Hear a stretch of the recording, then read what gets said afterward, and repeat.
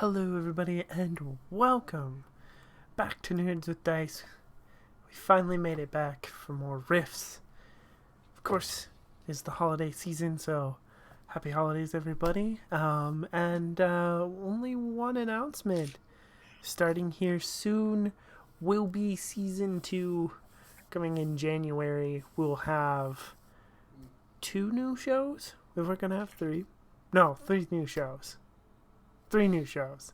Two run by me, and we'll also be teaming up with the Bardic Knock, and he's going to be running one show for us on Wednesday nights.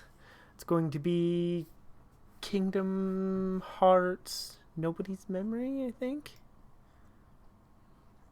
I know it's Kingdom Hearts. I don't know what the subtitle is. Dreams of Nobody. That's what it is.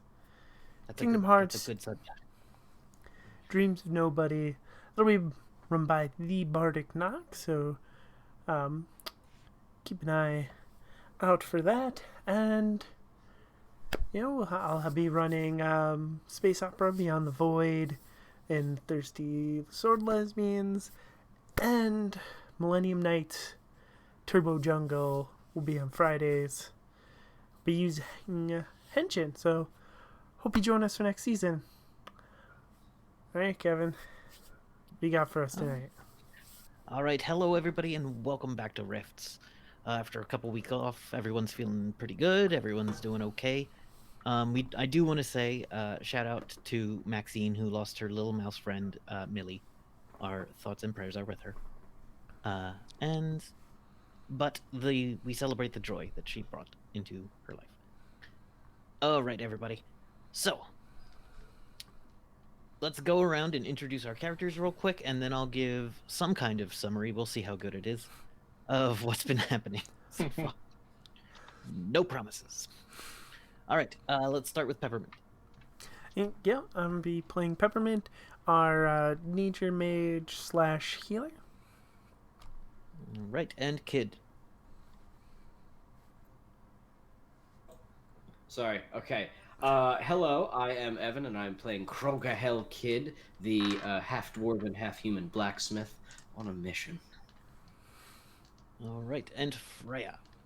Hi, I'm Michelle. I'm playing Freya, who is a human spy, and she's also a Nightbane, which means I also play Rohan, an 8-foot tall, unique being with a 20-foot wingspan and a flaming sword.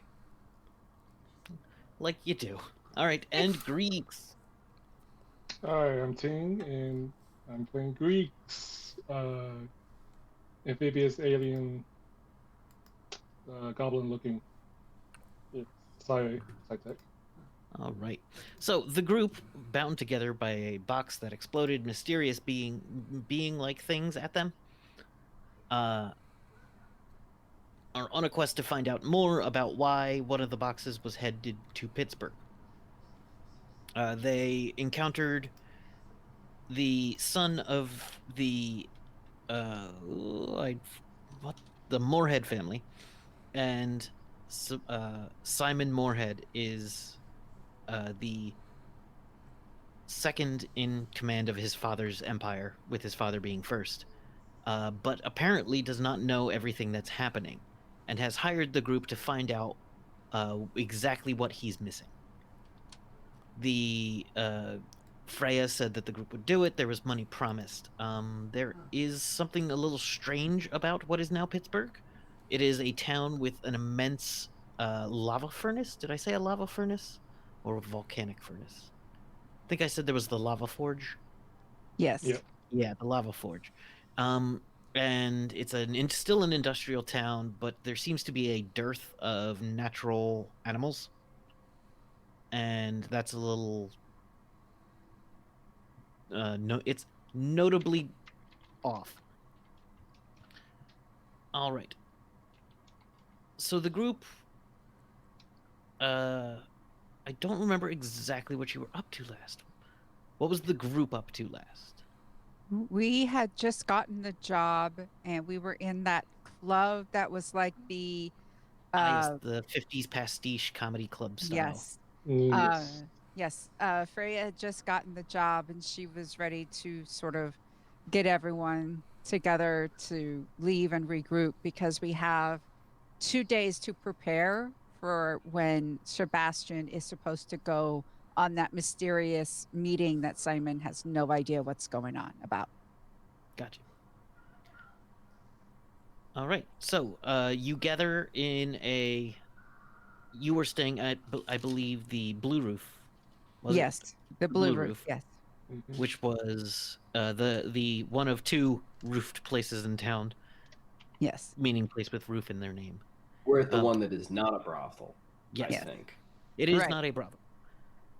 And you're at the Old Big Boy, I believe, or the 3 Inn.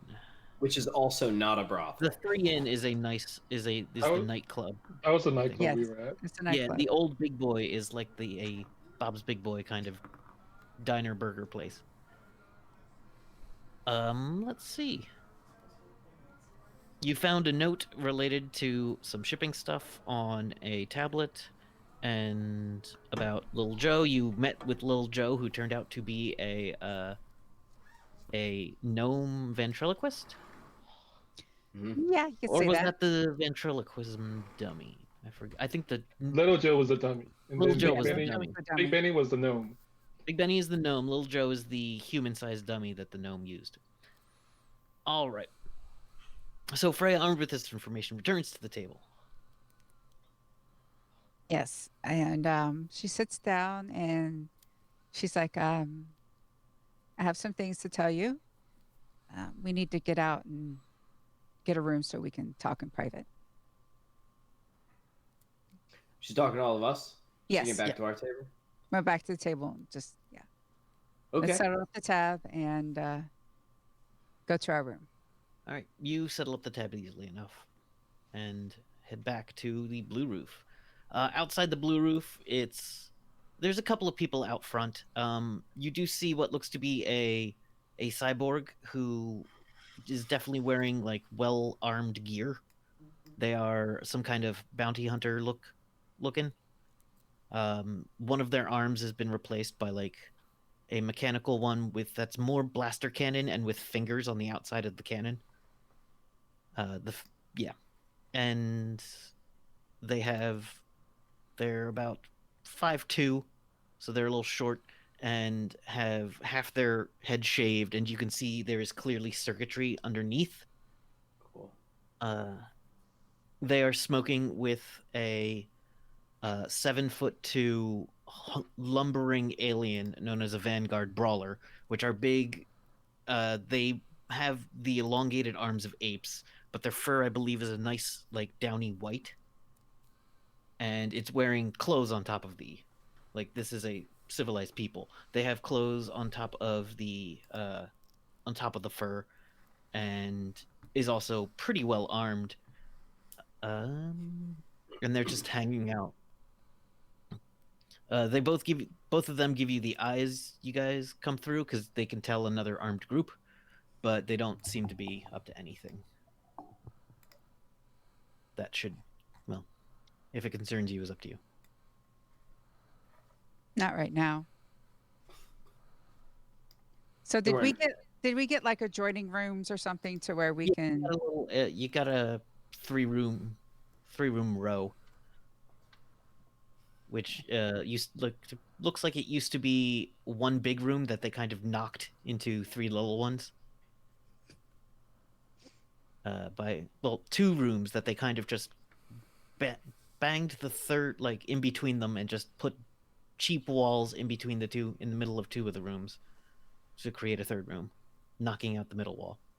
Thrifty. Yeah, there is one bathroom that you'll all have to share, but it is fully powered and it is running water.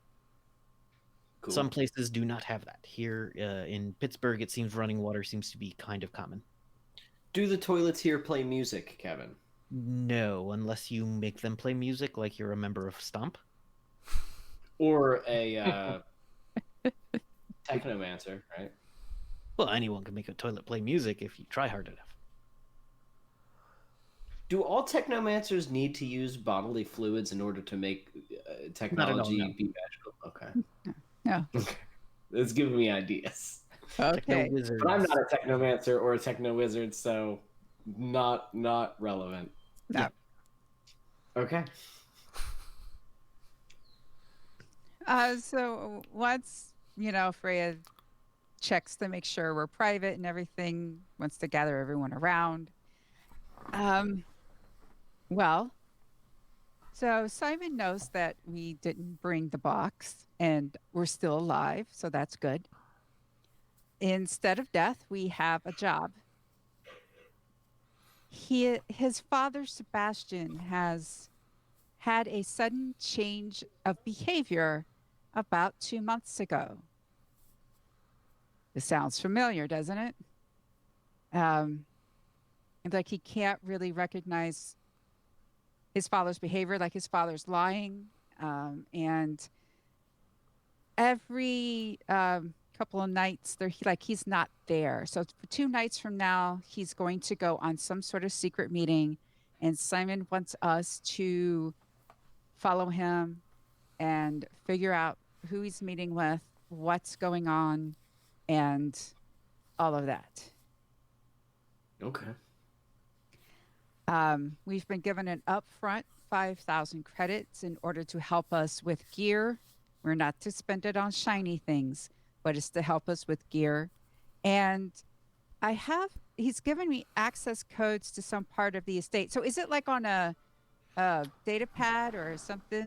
It is basically a key card that does have a touchscreen interface on the key card. Okay. It's about as thin as a key card, but does seem to have some kind of computer inside. Okay.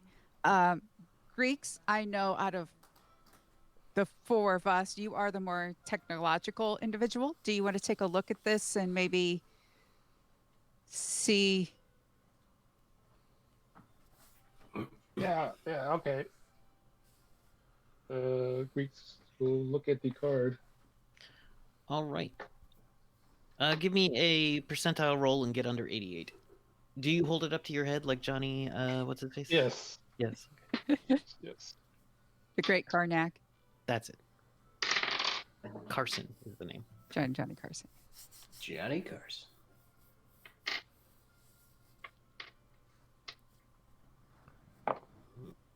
Dude, oh my god. It's an 88. Okay, 88 is exactly what you need to get something. I mean, you needed lower than 88, but you get something. All right, the encryption here is incredibly complex. This card is physically able to, like, the way the circuit would be read is somewhat physical, and it looks like the place has a good information security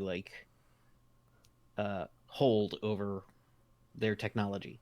They use a combination of physical and technological locks, where just having the one part isn't enough. So if you pressed the card in the right spots, you'd notice little indentations, which work as the key part. But there's also a chip in there which gives off an RFID signal, which is part of the technological part.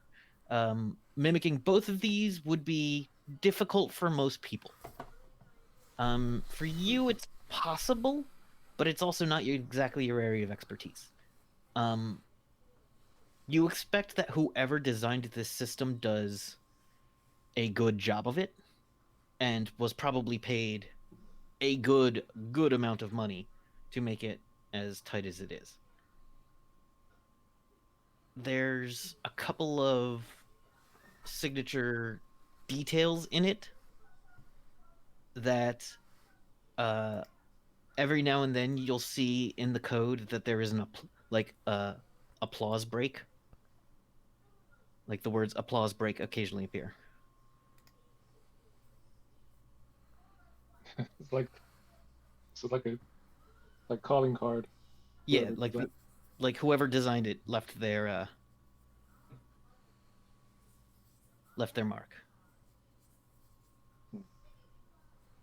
This is quite complex. What is that? Must be something really, I mean, obviously valuable in their estate. Yeah, he said it would get us to parts of the estate. Just can't walk into everywhere, but gets us to part of it. So,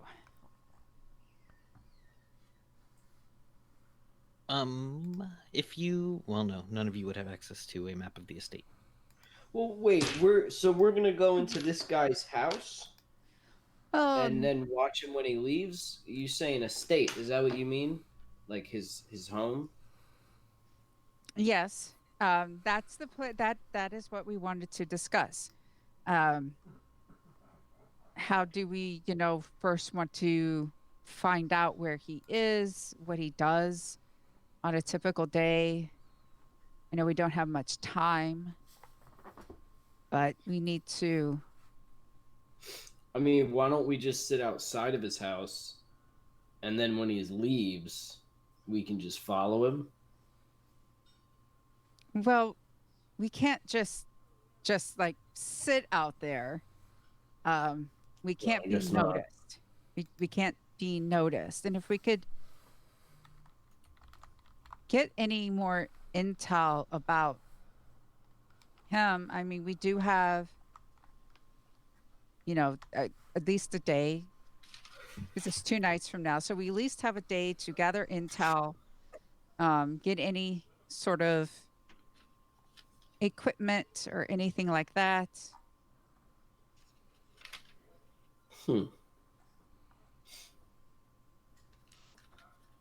Because what do we know? We know that he has that factory or something, right? Yes, he's the owner, or he is one of the more important people, if not the owner, of the lava forge, which is a process for really just refining materials to an extent that probably wouldn't be possible in other places.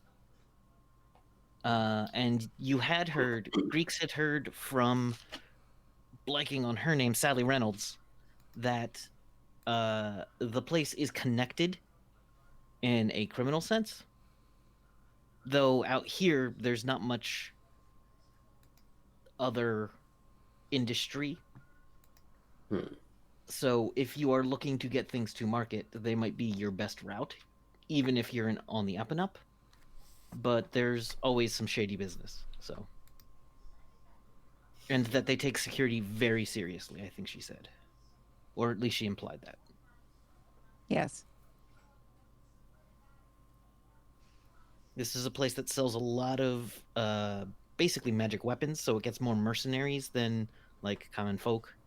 There is a place where you can buy like supplies, but you're not going to be able to find like a TW generator that you can keep running for 10 years. You can find one that you can strap into an ATV, but that would be a specialty. And I believe there was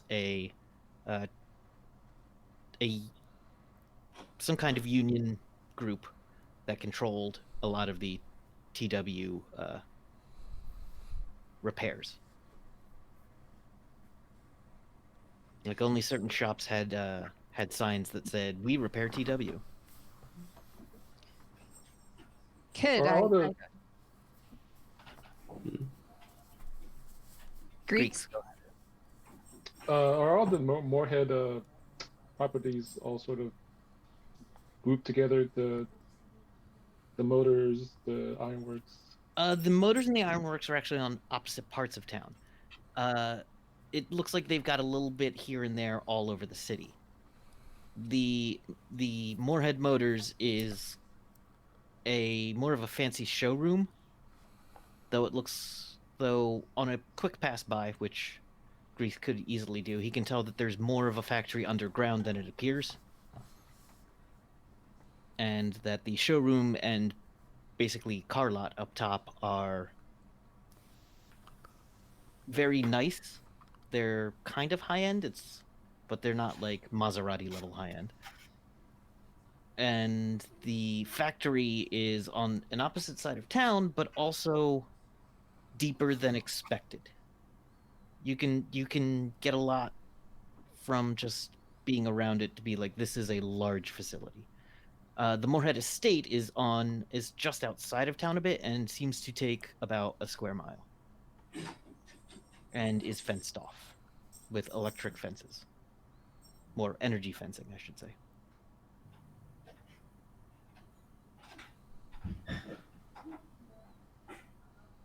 All right. I know I would like to get a lay of the land. I work when I can.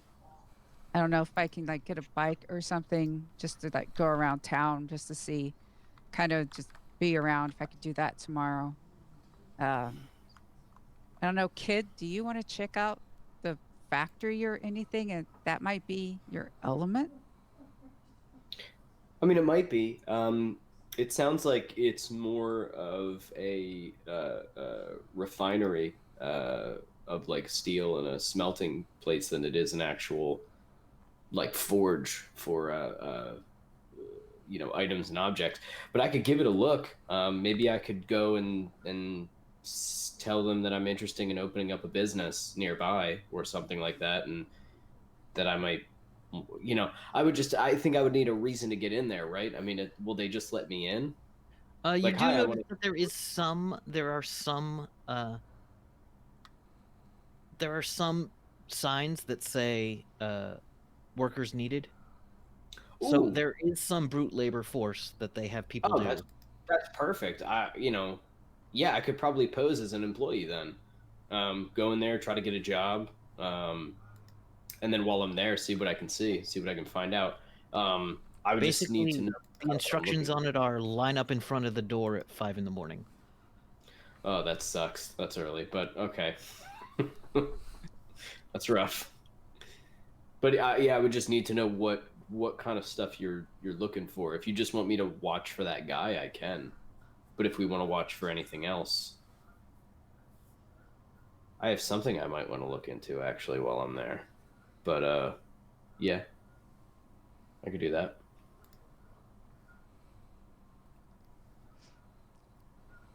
Greeks, is this something you would like to look into tomorrow? Anything that you might need to, acquire? We do have some funds.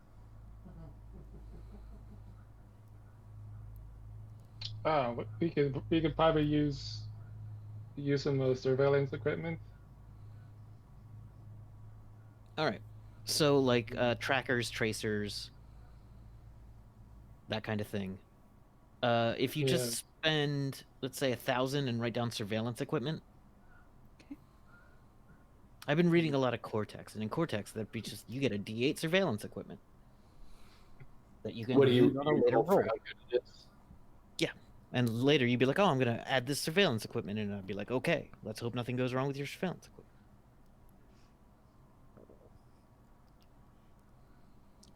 Cool. Sorry, getting a weird noise in my ear. There's, let's see, in town. There's also like there's a couple of smaller bars in town, one of which seems to be a mutants specific bar. Like it's called the Dog Bowl, and it seems to be mostly, when you go by, mostly mutant animals. 95% dog boys. You see one or two cat types, and maybe actually you probably see about maybe 10 cat types in their own little corner away from many of the dogs. But there is one guy who is a monkey. He is clearly some sort of simian humanoid, and there's two rat folk uh, chatting with some of the dog boys. And I'm trying to think about like what else is in a town like this. It's definitely a factory town. So there is a movie theater, and there is a outside concert bandstand. But there's something happening in 2 days, but there isn't anything happening today. Is there a hill by the woods where the kids go, like the teenagers? There is a school, but it looks like the school only goes up to like mid-teens, and older than that are expected to work. There is actually an So, yeah. institute. There actually is an institute here that is a For gifted youngsters. no, it's called the Uppet Institute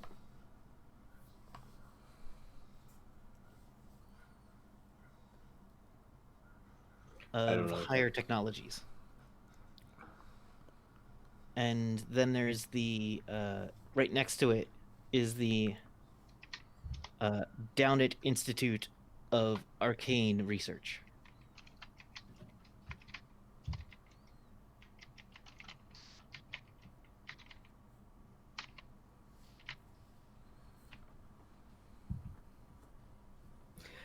So,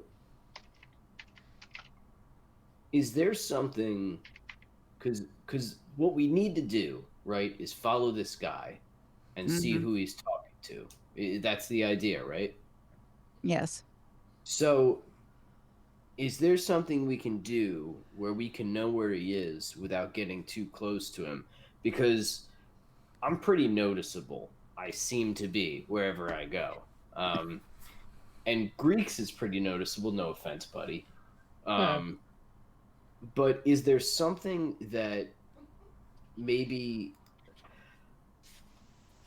like peppermint? Peppermint. Do you know of any kind of like thing or spell that you'll know where he is? Like if he eats like a rock or something, can you like know where that rock is in his stomach wherever he goes in the city? Does that make sense?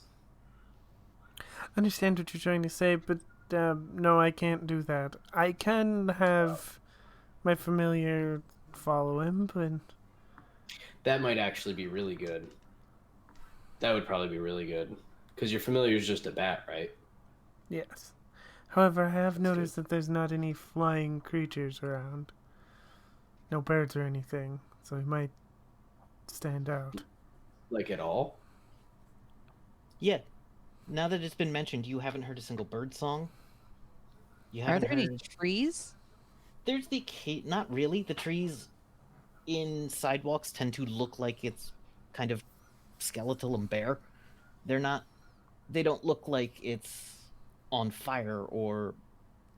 But it doesn't look like there are healthy trees around. Um, Are we in a as you closed get out of room? town, you see, as you walked around town, you would have noticed, or thinking back on it now, there are certain areas which are nicer, and they tend to be around the Moorhead Motors actually has trees on its lot. The factory does not, and then about a little bit outside of town, the woods seem to be healthy, but Have you noticed any insects or rodents you around? actually have not noticed a single insect or rodent. Oh. Not Like, even in this motel, in this cheap motel. not in this cheap motel, which I is mean, also there new. are there aren't any bats, there aren't any little flies, so we can't like even use a small drone that make it look like a bird. We can't even do You that. have seen drones. You have seen the occasional drone. You have seen magic pigeons flying about. You have seen a couple other unnatural flying things. Generally flying pretty low overhead. You haven't seen anything high up above.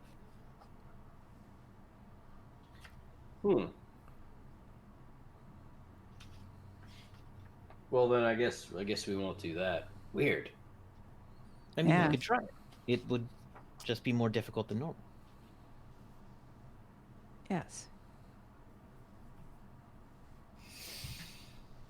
Well, Because he told me that he leaves the house, correct? Oh yeah, the bleh, The not meeting Simon. is Simon's dad, Sebastian. Sebastian is very attentive to his business, from what you understand. That in any given day, it's more than likely he'll be be seen at the factory or the motor place. Though recently, people have gone like 2 or 3 days without seeing him. and the meeting. Simon told me that he actually leaves the premises to go to a meeting someplace else. Yes, Is that correct? Okay. but Simon doesn't know how he leaves. He just knows that when he's gone looking for him around those times, he's not around. And he's started to put together a pattern from what he's asked of the other security guards. Like, when the boss's son wants to know where the boss is, the security guard's going to tell him exactly what he saw, unless the boss told him not to, and that doesn't seem to be the case. And what is the pattern? The pattern is once every 2 to 3 weeks, or actually every other week, there is a period where he will leave and come back in either a day or 2.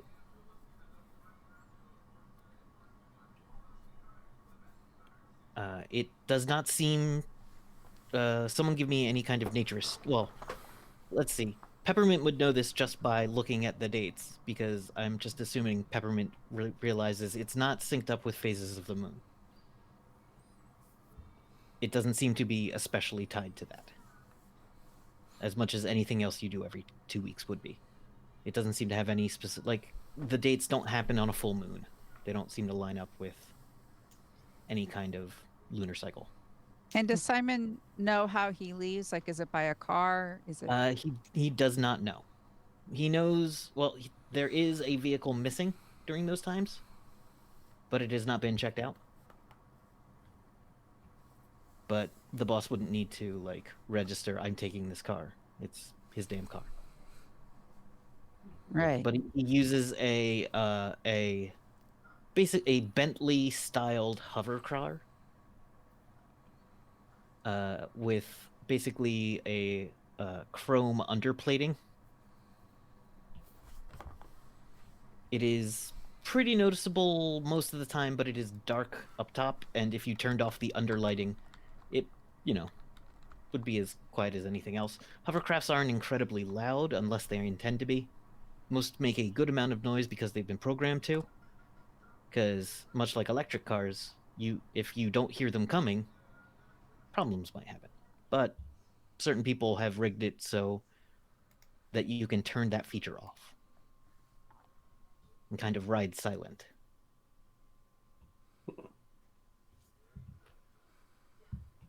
So we could track that. It does seem to be the same car every time. Is there something that you could do with that, Greeks? I mean, is there something that you can maybe put on the car, or some sort of device that you can use to track that specific car You did to just make buy sure that truck. we don't lose? Yeah, we did buy some equipment. Cool. Or going to. Okay. We need a way to follow the vehicle. We need our own vehicle, I have a truck. which is a wonderful piece of machinery, but Thank it is noticeable. That's fair. It is. She is loud. Yes. Yeah, so maybe you can look into that to find something that we can use to follow.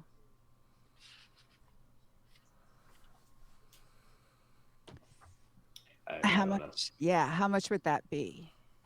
To find A vehicle like that, if you're looking for a nice, quiet ride that can probably hold decent speeds, you're looking at least tens of thousands. For a new one. Used, you're basically looking to buy some kind of car. Mm-hmm. So you can get the $5,000 car equivalent of a $5,000 hover car. It will be used. It will have problems. Something might go wrong with it. There might be, something in the seats that someone left behind. But there is let's say there's also a security auction. The local police are having an auction of repossessed vehicles. So you can probably get something which will have enough parts to function, but probably would have had most of the interior just literally ripped out. We can work with that. Yeah. All right. As we go to the cutscene of it's an auction, there's one other bidder. It is a human woman in her late, you'd guess somewhere between 50 and 80. It's hard to tell.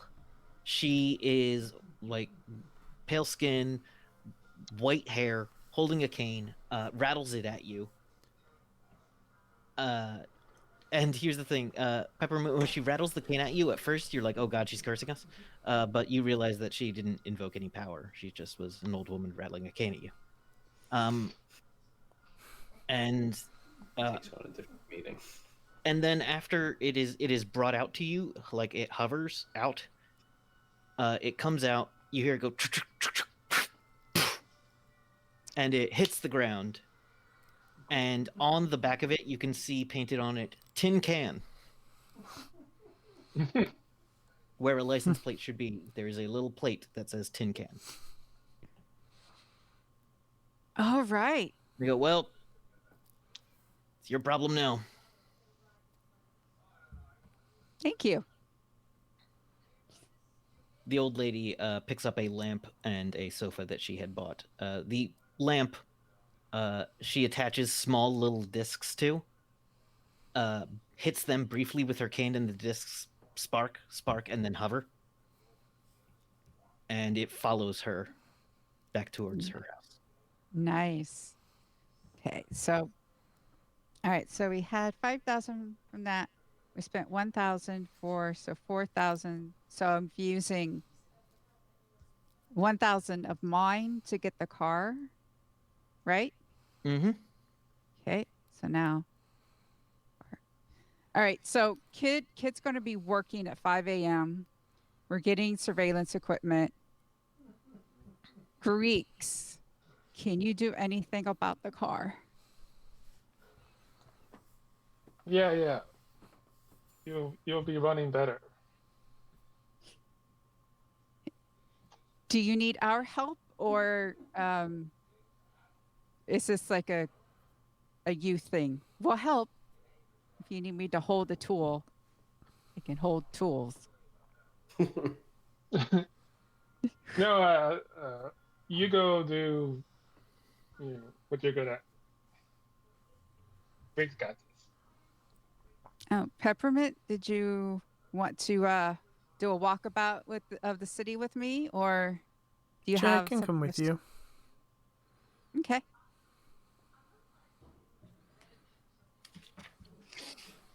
Oh, Greeks also wants to look at that.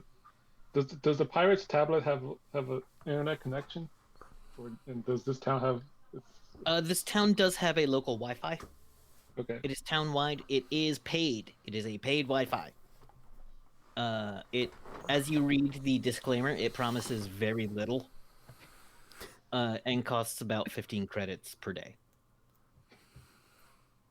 But you will be able to get some signal on this tablet if you put in or someone's credit card information or credit information. There is a give me a percentile roll real quick. This is kind of for luck, but also kind of. 96. 96. No, there is nothing stored in the saved passwords or saved credit card account area. No one put in their code and forgot to erase their user data. All right.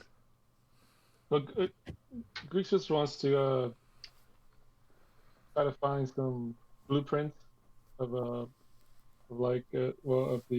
anything Moorhead owns.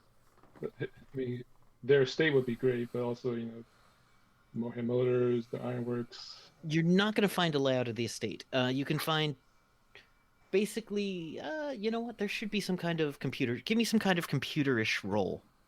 This is more of an information synergizing than a accessing technology, because you can access it a lot more than most people.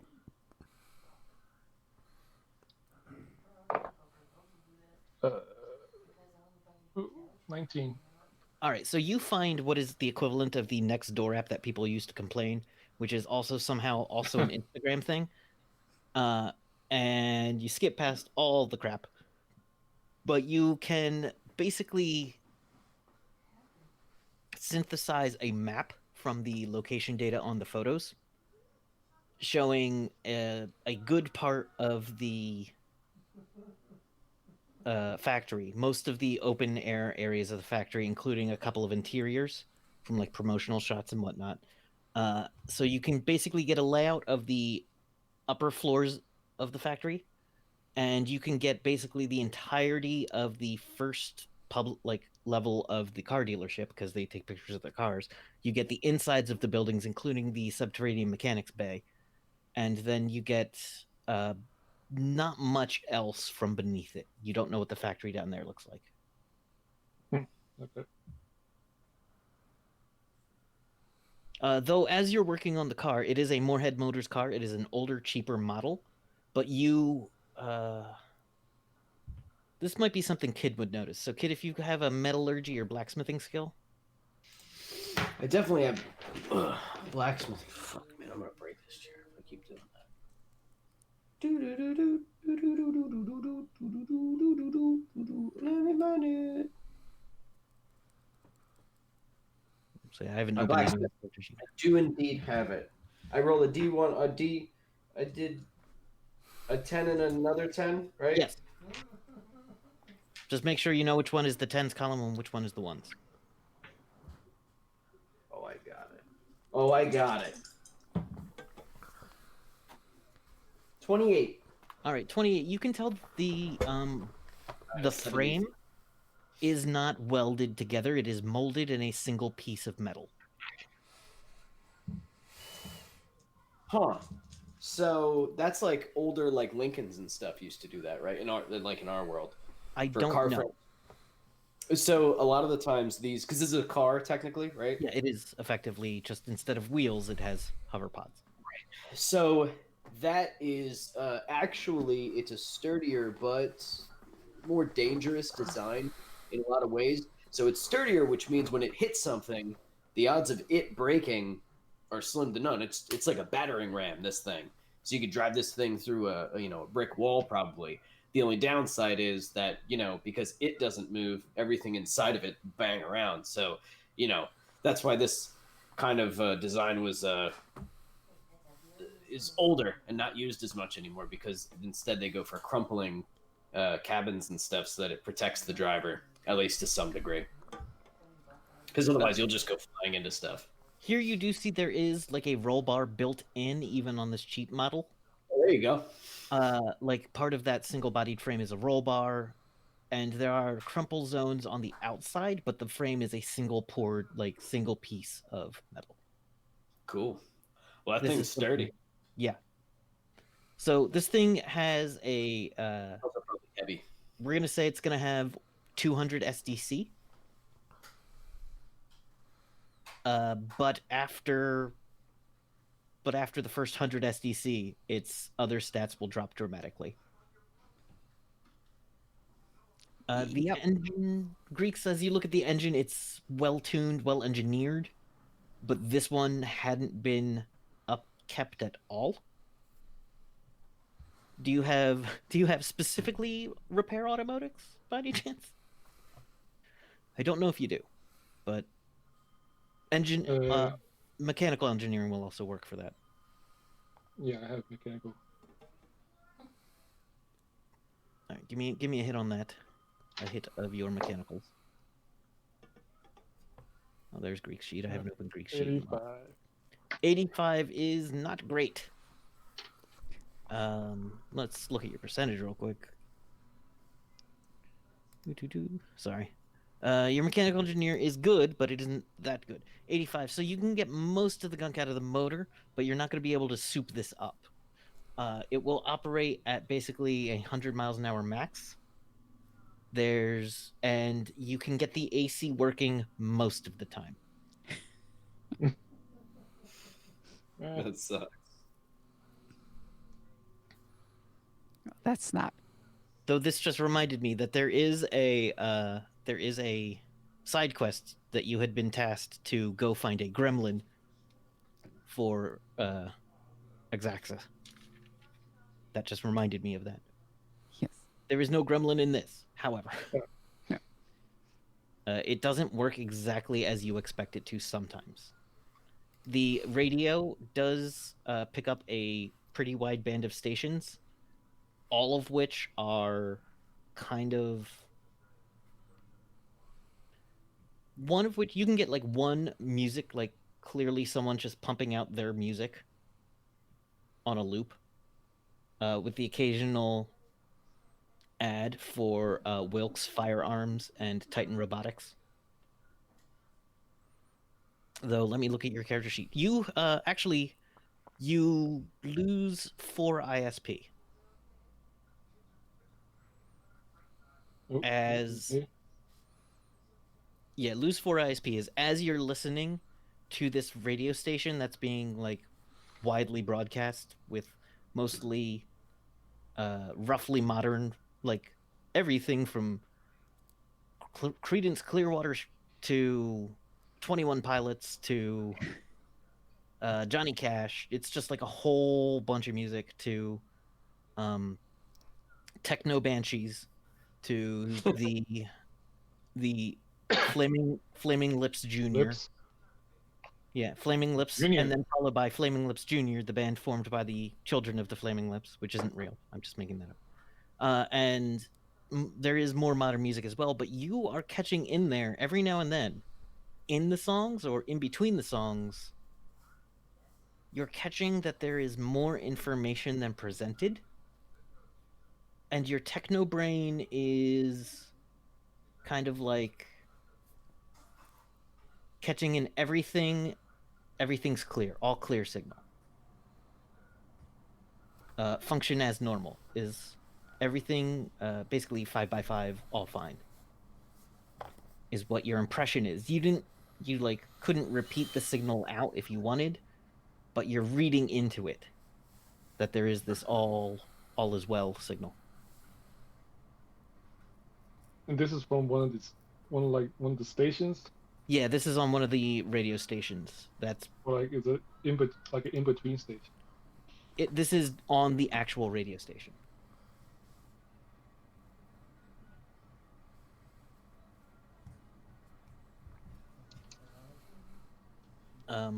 Yeah. Is it the modern music station, quote unquote? It is called Modern 88.5. There is no DJ, but a computerized voice will announce every song's name and like artist and the year. Does it what kind of disc jockey is it? Is it like smooth and sultry robot voice, or is it like, hey there everybody, morning? Like the robot voice will go, the Beatles. Oh, I hate that. Northeastern Wood, Rubber Soul. So many truckers are falling asleep. They cannot drive at night. Oh man, rough. This kind of, you run into similar kinds of stations using using the same robot voice, but let's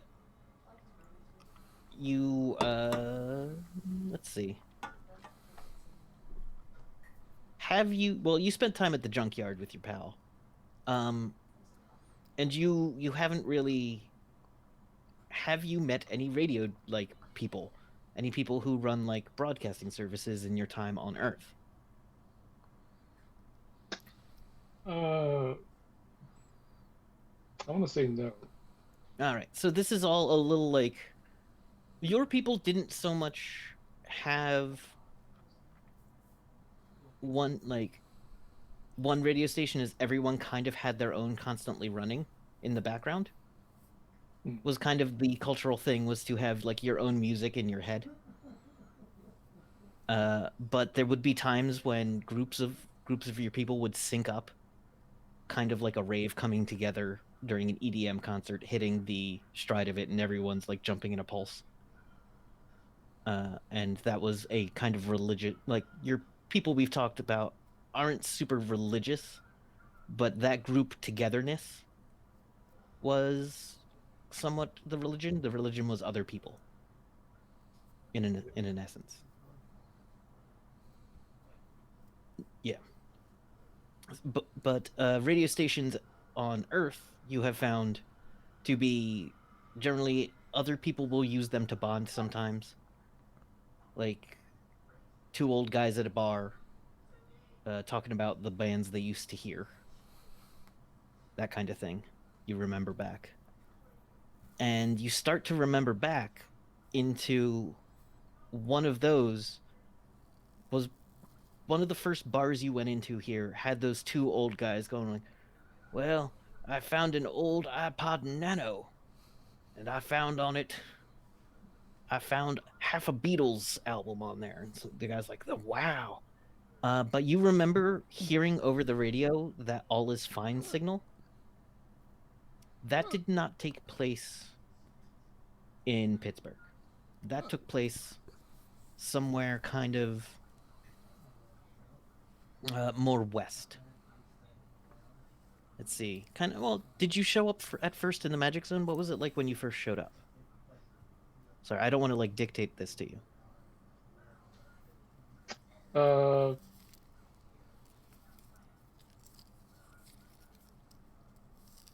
They just showed up in middle of nowhere. They didn't know where it was. Yeah. So you were kind of in the Oklahoma area, and people told you that you needed to kind of go east and avoid the skulls,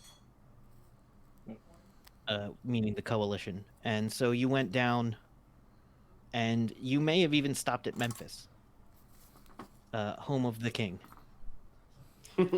on your way through the magic zone. But you've been just going along. You were going along on your own, pretty much hopping place to place, traveling by being helpful, repairing stuff. You'd get on a caravan, keep it in shape until you got like bored at that town. And if the caravan was staying there, you'd keep moving or that kind of thing. I think that kind of lifestyle fit you pretty well. But it's isolated too in its own way. Yep. So is the signal live right now? Yes, it is. And would I be able to pinpoint where it's coming from? Give me some kind of science. I know you have all kinds of skills. I think you have all kinds of skills. It's been a while.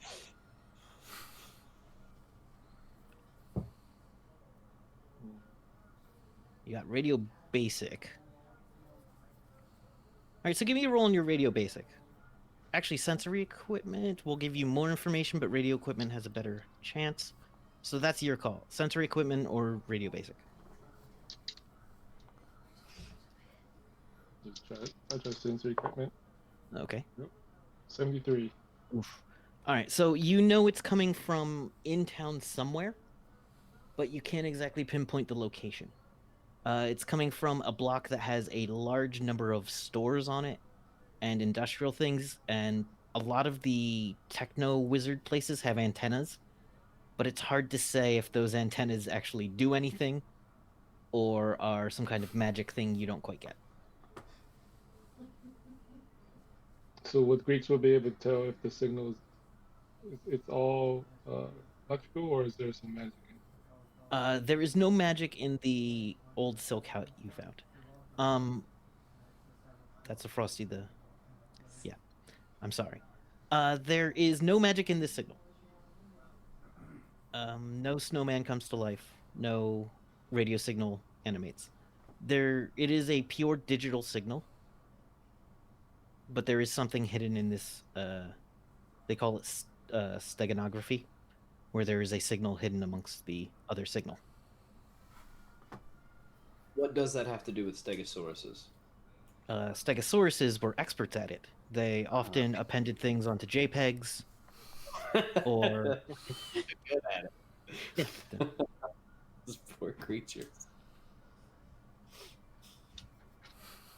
It's the reason they survived so long, but then eventually, meteors got them all. Doesn't matter how good you are at JPEGs and whatnot, the meteors always trump that skill. It was a lousy compression weight, anyhow. But you get good work on the car. You can make it. You basically get the seats in there pretty easily. You get the engine moving. You can easily fit 4 people in there. You could potentially get a 5th. Well, Greeks themselves isn't that big. So if Greeks weren't driving, you could potentially get another person in the back seat. I mean, none of you are exactly hulking monstrosities, except Rohan. Rohan probably wouldn't fit in here at all. No. Kid might have to put his stuff in the trunk. It is like a hatchback style trunk as well. Nice. When you initially opened it, you found just literally a bunch of sandwich wrappers for a bunch of different fast food places. Nice. And a couple of boxes of soft drinks with no drinks in them. Like when you buy a case of Coca-Cola and you drink all the cans out of it. Gross. Just leaving their trash in there. It doesn't seem to be like smelly trash, but it's definitely detritus. Detritus. Yeah. So you get the car pretty well going. The kid, Yes. you show up at the appointed time. You hear quite literally the Flintstones whistle. Yes. And you see a couple of large hulking aliens. You see a couple of lizard folk looking ones. I forget what they are called. Their name escapes me at the moment. My World Book 30 is over there. Or the lazy grackltooths. You see one or two grackltooths, the lazy Locknards. I forget. Locknard. I forget the name of them. And a couple other larger alien types. You see a couple of humans. You see one or two. You see a couple of people that look like they have some metal on their upper body. You don't see any juicers. Okay. Does anybody look like they're from this town? One of the guys looks like a regular. The Grackltooth, one of the two Grackltooths looks like they know what they're doing. They're like pretty up. They're not exactly up at the front, and one of the foremen gives them. The foreman who comes out is a small kind of. I was gonna say the dad from Family Matters, looking guy, except with a hard hat on, and he like gives them the chin nod. To that one person, like, oh, okay, you're definitely getting in, but let me get all these other people. So while I'm standing in line, like I assume they're kind of going through each person as they go up. Whether Larmax, thank you, Armor Lord Larmax. Yes. Larmax. So while they're letting people in, I'm just kind of hanging out, and I want to. The guy who looks like he's like from here. I'm like, go. Excuse me. Hey. Yeah, buddy. What's up? Hey, I was just I'm new in town, and I was wondering, why aren't there any birds or anything that flies in here? Oh, you haven't been here long, have you? No. Haven't heard the howler? The fucking what? Well, every now and then there's the howler comes through. They say it keeps us protected from things like coalition flyovers. It's a big spirit in the sky or something. Huh. And I guess it scares away birds? I don't know, but I ain't think about it much. The howler. Huh. That's wild. Thanks. What's your name? Krogahel Kid. You just call me Kid. All right, kid. You Cheers. can call me Macy. Macy? Nice to meet you. Nice to meet you. What is he, Kevin? Macy is a Grackltooth. Nice. Grackltooth's name Macy. Yep. Gotta get this under people. You worked with a lot of lava. No, I've only worked a really hot forge, but obviously very different. Yeah. Just if an area says splash zone, believe it. Oh yeah. Yeah. Like just because there's no lava in there now doesn't mean there can't be. I might be immune to that. I'm not sure. I don't want to test it out though, just in case. Yeah, it doesn't sound like something you just try to figure out on the fly. Yeah, like it's sort of a one-time, either you're right or you're wrong sort of deal, like the ultimate flip of the coin. And it's like one thing to be on fire, and it's another thing to be like in lava. Yeah, definitely. I feel like one is way faster than the other one at, the murder. Immolating. That's a big word. Yeah. I guess so. Take your word for it. Means being on fire. What was his name? Macy? Yeah. Okay. After conversing with Macy for a bit, she actually tells you about her brood. About how she is the breadwinner and her husband who is another Grackltooth, is a lazy asshole. And she likes coming to work so much because she doesn't have to argue with him. So your brood, that's like your family, like your kids and stuff. My kids, my husband, some That's of the so cousins. cool. Is your husband also a Grackltooth? Yeah. Very cool. Huh. How many kids you got? Oh, I got about 4 that lived through the hatching. They hatch? Yeah. Oh, did they, is it not a high survivability? Well, that's how you get the toughest ones, I guess. It's at least traditionally. Darwin. Yeah, well, you lay about 15. Wow. The husband comes and does his thing. And then about 4 will make it through. Huh. Yeah. I'm an only child, but that's really rare among dwarves and stuff. Yeah, Usually we have like all are mammals, right? Yeah, we're mammals, yeah. Yeah, I've had a bit of education. Yeah. So we're like the live birth and then like the milk and stuff. That sounds painful as hell. I guess it is, my mother always said, like, I went through hell to bring you into this world, and I'll go through the same to bring you out if you make me. So I guess it was probably pretty traumatic for her.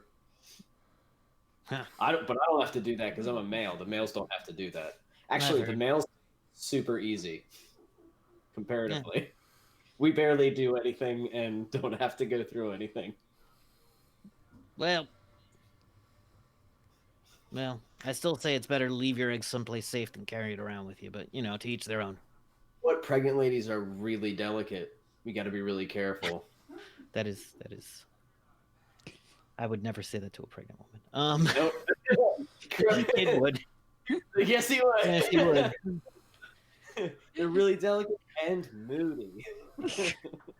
All right. Boy, they get unreasonable. There's somebody giving me the stink eye for. Yeah, one of the ladies, one of the Borg ladies, is just like flips you off. Yeah. I brave because I don't understand. I assume that must be some kind of greeting in their whatever their culture is. Yep, that's what it is, kid. In my culture, that's telling someone to fuck off. Huh. Yep. So, do they give us tools or get to use our own? It's about 100 a day. It's mostly moving stuff around. Cool. If you're better at machines, they can have you do some machine stuff, but it's, none too delicate work. Okay. So, as you get through the lines and whatnot, you see that there is a place where people are literally just pulling things off of an assembly line. There's like boxes coming, or just big bricks of what look to be steel in a raw form, which is weird. It's not iron. It's not iron mixed. It's iron with carbon pre-mixed, but it looks like ingots of raw metal. It was just recently mined like that. Like they found it like that in the mountains.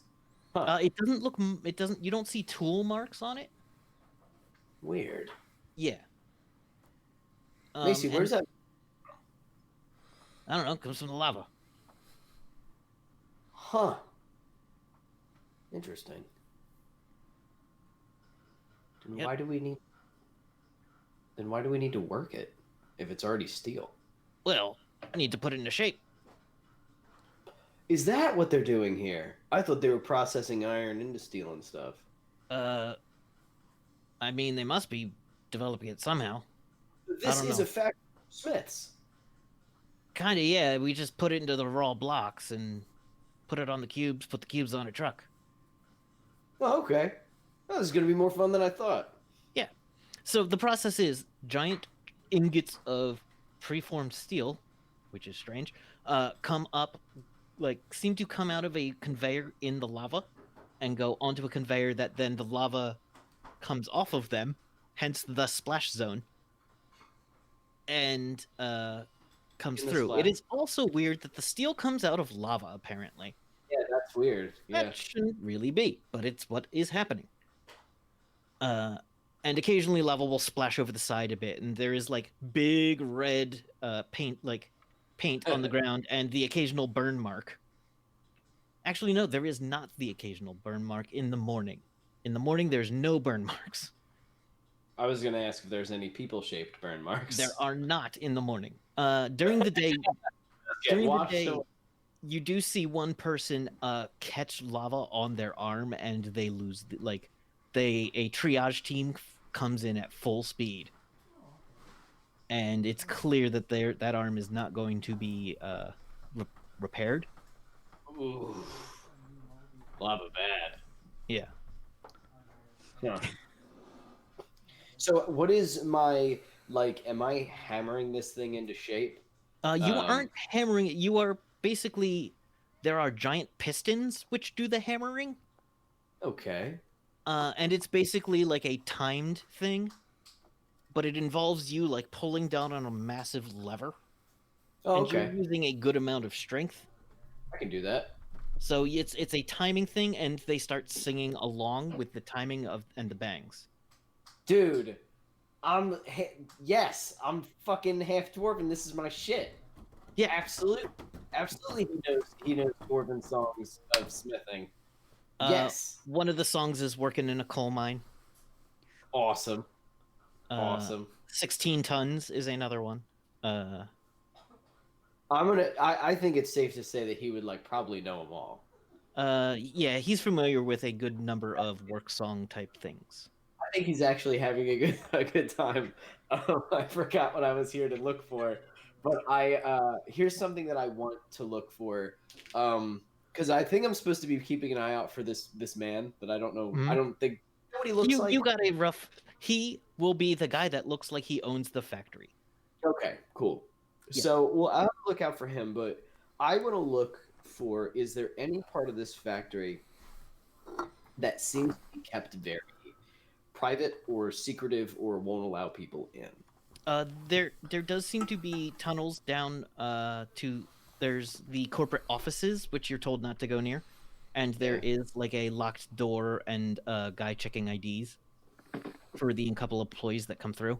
Not many employees go through. And then there is another tunnel where there is a guy standing in front of it wearing the same security uniform as the guy checking IDs for the corporate area.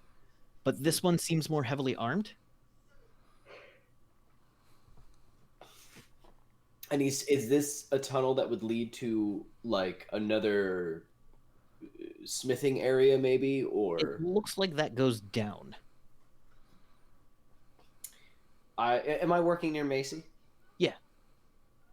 Hey Macy, what's as I pull one of the levers. Yeah. What's that? Where's that go? The lava tubes. I don't know. They call them lava tubes. We just don't go in there. You get told. Do you know if there's any? Molds that people use here? In this place, I mean, we just basically hammer into a square. Okay, that's what I thought. There's no weird liquid metals or anything. No, I ain't seen any liquid metals. Okay. Bang. Cool. Yeah. What do you tell Macy about yourself? How much? Because you're definitely not hiding a lot. Because yeah, he wouldn't hide much at all. Obviously, he knows well enough not to talk about Zarian or Wenra, but he will talk about Lockhinge. He will talk about where he's from and his mom stuff, and his dad, and that he's out on this adventure. And so I just thought, some stuff happened and I had to leave. Well, spend a month or two here making good money every day, and you'll be able to afford the next bit of venture you want. You pay pretty well here. Yeah, it's honest work. This is cool. Yeah, anything they'll pay me for is honest. You look like you look like tough enough to do merc work. Did that not interest you? I'm not a violent type. I got a cousin that got involved in that and did not end up pretty. It's went Yeah, Tolkien and all that, and just never appealed. I heard that was really bad. Yeah, from the stories he came back with, it was not something he really talked about much. It's kind of funny, the I feel like all the stories I've ever read growing up talk about adventuring and, conquering foes and like winning battles. But there's but I feel like in my time adventuring or traveling around, that was probably the part I don't like the most. Clink. I don't want to hurt people. It kind of sucks. And I've had to hurt a few people, but I don't enjoy it. You gotta live. You gotta. Yeah, no. And hey, it's the people that enjoy it that really worry me. Right? Like I feel like now, I read those stories nowadays, and I'm like, who wrote this? The brave knight, but like, was he just some sort of sociopath? I don't know. Just makes you think. I don't know. I would prefer a quiet life myself. Maybe a family. That sounds You're in nice. the wrong room for quiet, kid. Clack. Yeah. All right. With that, we're gonna cut to Peppermint and Freya walking. So as you go around town, you do see that there is a school that is in session. You do notice some teens, because there is a kind of mall area, and some teens are wealthy enough. Oh, that's right. There's a number of semi-fairy-looking people that are about 4 feet tall with like gossamer wings of different colors. When you first came into town, a bunch of teen girls looked at you and all judged you all because they're teen girls in a town. And so you come into that, like, you find they mostly hang around the movie theater. There is a bit of a shopping, like downtown shopping area, where you do see some merchants coming in and setting up carts. And as you move through, you do see that there is someone collecting payment from each stand that gets put up. And as you get closer, you can hear him going, permit number. All right, here's your dues. All right. And clearly there is some kind of taxation on the goods you're attempting to sell. So they control who gets a booth where. It's a pretty open air market, even though the weather isn't great that day. It's a little blustery, like a little bit windy, a little bit cold. But there's if you want to talk to one of the shopkeepers or the people setting up markets, as you move around, you see there's a lot of people with like pack animals that they're selling, but mostly a lot of this place is materials. Like, you can tell a lot of things get material kind of gets taken here, moved elsewhere, turned into something and brought back. So there's a lot of people selling like silverware, other mundane things made of metal at good prices, some of which is finer than others. There's a couple of people who do like intricate work. There's also people selling bulk wool. Wool is in quotes. There is furriers and other traders.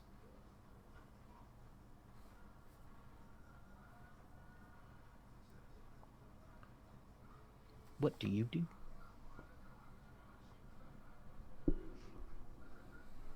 Well, obviously window shop, can be shopping and such. Just would like to ask a shopkeeper, like what, we're new and like where everything is at. And oh yeah, they'll give you rough directions around town. You find a fastidious young man with a vest, like a knit vest over a white shirt and a bow tie, and the wire wrist rims, glasses, black skin, dark curly, short cropped hair. And he goes, "Well, this place has a good number of things. It's not as fashionable as I would like, but I haven't been able to make my way down to the bigger cities to sell my designs." What do you sell? Oh, I do designer clothing. I specialize in jackets, light MDC leather armor. Really? Yes. I have a design I call the solo. It is a leather jacket with a zipper front, no pockets on the front, and kind of shoulder pads of a different material, which really pop. Even though both materials are dark, the blackness of the leather really makes the shoulders highlighted with their green gray skin. It's I do custom sizing and custom fitting. I am also capable of embroidery. But there are no pockets. I mean, I do pockets, but that jacket has no pockets. A lot of mercenaries tend to cover themselves in what I find to be a tacky amount of surplus pockets. So that jacket was kind of my statement against that. And why are the shoulders different? The shoulders are different, so it really, when you see them, you just know that that person is it's you can see them from a distance. You can see that it really is a style that they have chosen, not just happen to be wearing, not just threw on that day. A real style. Someone with real style would make that choice, is what I'm hoping for in all my clothing. Well, that's very interesting. How much does that cost by chance? This costs, for your proportions, it would be roughly about 500.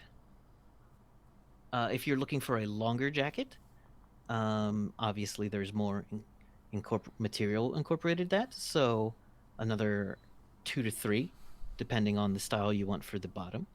And if you're looking, I don't really work in furs, but I have a couple of older bomber jackets that I tried and didn't suit me or my fashion style. I didn't show them, but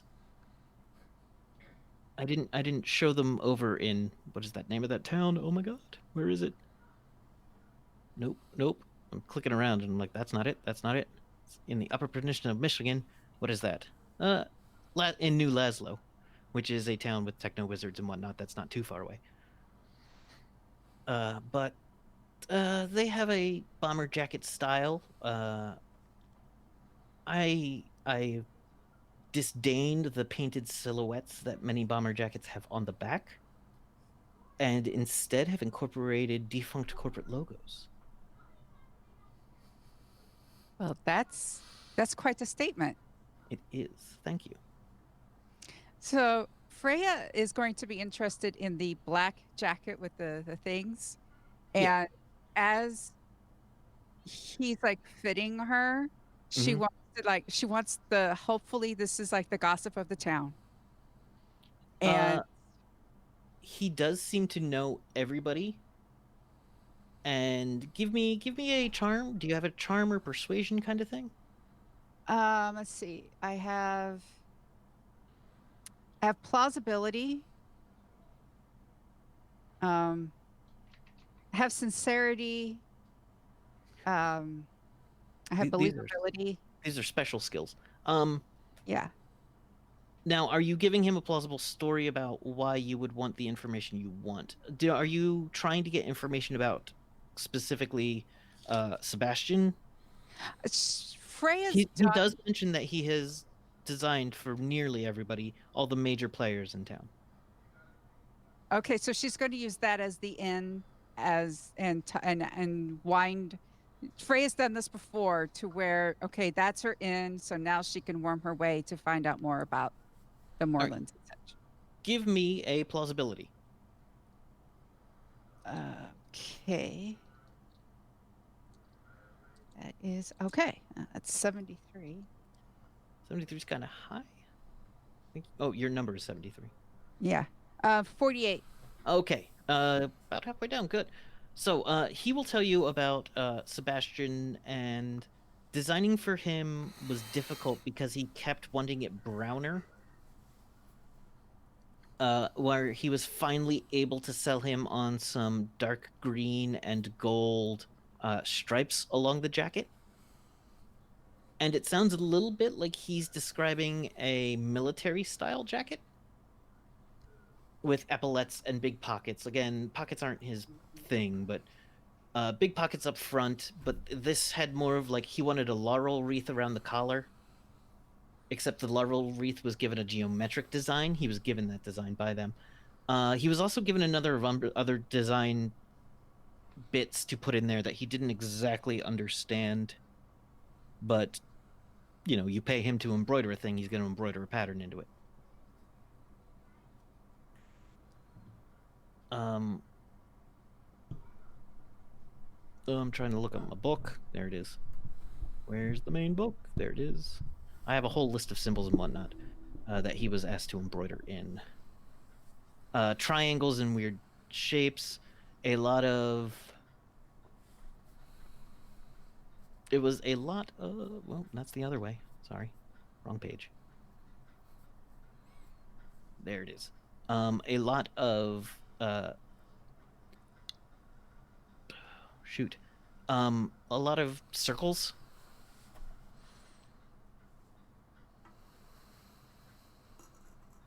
And he knew that this thing would then be decked out with fine gemstones. But did not get the gemstones or anything like that. He was asked to put a certain mountain shape instead of like the laurel wreath around a collar you'd see on like a dictator.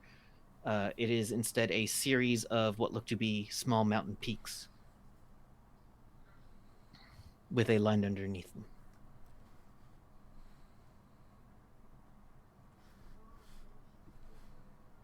Fascinating. He tells you this was a very fine work. The colors could have been used so much better, but insisted on the browns. Is he the type that comes into the shop, or does he summon you to his estate? No, I was brought to him. Ooh, what was that like? It was interesting because with a man like that, he's going to be very particular about what he wants, and the people around him are going to be very particular, and he was short on time, but with a man like that, it always seems to be that way. Very serious, very to the point, kind of. But there was a little glimmer in his eye of he knows things. He's a smart man, I could tell. Smart enough to hire me. Yes. So is the estate like grandiose, or is it sparse? The gardens are amazing. He goes on to describe. He's like, when I was coming in, they brought me up the first of the stairs to the garden plateau, and describes a plateau garden with flowers and fountains, leading up to another set of stairs up to a back porch outside the house, and then he tells you a little bit about the house itself. He's like, no, I didn't get to see the ballroom, but I hear it's amazingly tiled. Wow. Yes. Sounds amazing. Yeah, the one in his area, he's definitely a fan of shiny things. I do have a question. Beautiful gardens and such. Does he have birds? I don't know. I don't remember seeing any pets around. I didn't really think about it. My friend and I have noticed a lack of birds, and Oh, well, that might be the howlers doing. the howler. Oh, you must not have been in town long. Every now and then, the howler is brought through to kind of keep the airspace clear, they say. They let us know by sounding the howler sirens. And if you hear a siren, get indoors. And anywhere inside would be safe. Anywhere inside anything is safe from the howler. But it clears the airspace in case of attacks. Do you know what the howler is? I could just imagine it's something magical. I don't quite know myself. Have I ever heard of anything called the howler? You have not heard of the howler specifically, though you can give me a lore magic. Okay. It is clearly a magical thing that they're describing. Like, the first time I saw it, I thought the windows would rattle and explode inwards with the force of the wind, but that didn't happen at all.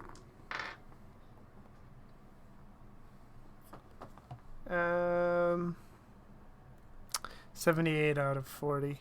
45. All right, so you get the idea that this is a thing that magic could do. The big hint that it's magic is that it doesn't affect anyone indoors in any way. Like, that kind of limit is the kind of thing someone puts into a spell. But you don't know too much about what. Okay. Yeah. Sorry, I'm just looking at a thing. So he does come because I believe you have, like a long leather skirt. Peppermint. Ooh. He does have a number of nice, well-tailored leathered skirts, one of which looks to be like it is made of leather, but it's like a light blue tinted, and it looks like a cascading waterfall on one side.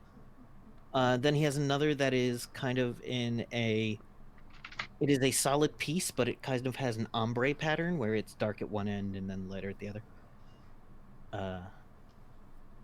Or if you have something you'd like, he could potentially put it together. The skirts being easier to generally style than a jacket, less seams, or fewer seams, Right. I should say. Would cost. How much is the ombre one? That one's only 200. He's had it in his collection for a bit and feels that it's looking for a good home. He has it in blues, and he has a similar one in greens.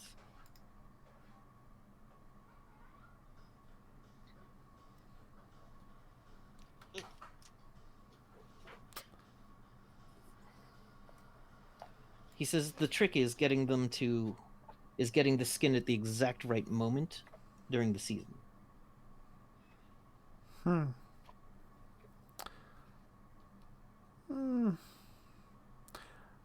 If you give me do you have any kind of animal skills? Animal skills? Yes. Yes. I have lore, cattle, and animals. And I have a magic. Lore, cattle, and animals is exactly what I want. So this will get you a lot of information if you want it.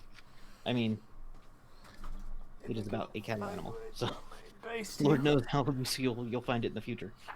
But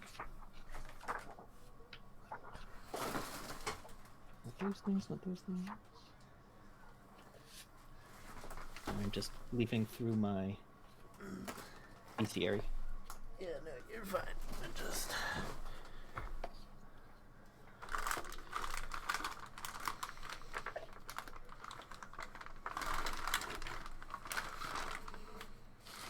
Did you lose your dice? They went for a run.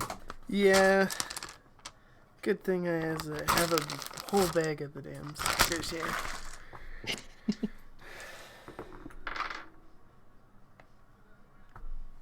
that'd be reasonable.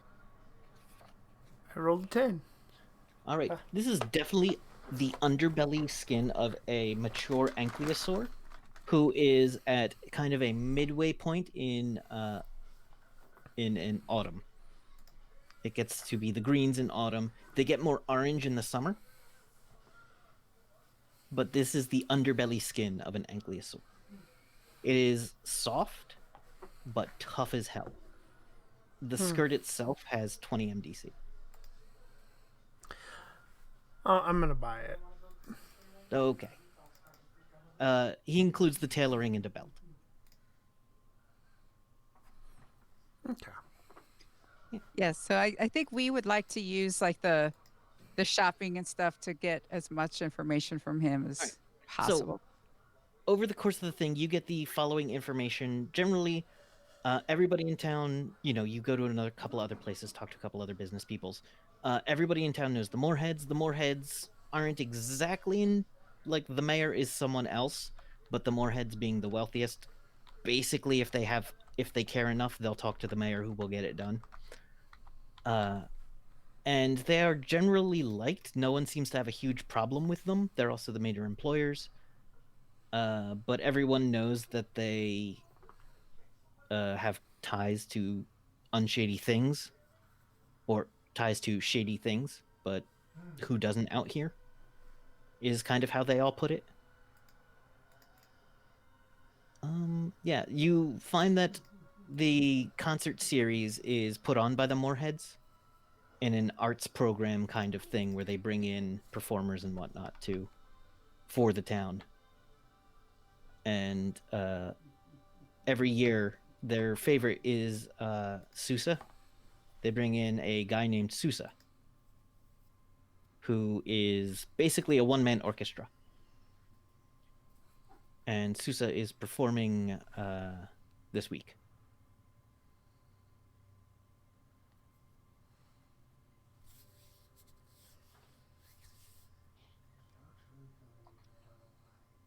And it is well known that that Sebastian Moorhead never misses a Sousa performance. Oh, so Sebastian would likely be there. Potentially, yes. That is a good place where he would probably be, is generally what you get after a couple of hours of schmoozing. All right, so basically you've done a lot of prep work to find where he will be and then follow him later. So we're going to go ahead and take our break, and then we're going to pick up as the trail starts, as the concert ends, per se. So, thank you, everybody. We're going to take 10 to 15 minutes. We'll be back pretty soon. All right. Yep. We'll see you in a bit. Enjoy the artwork.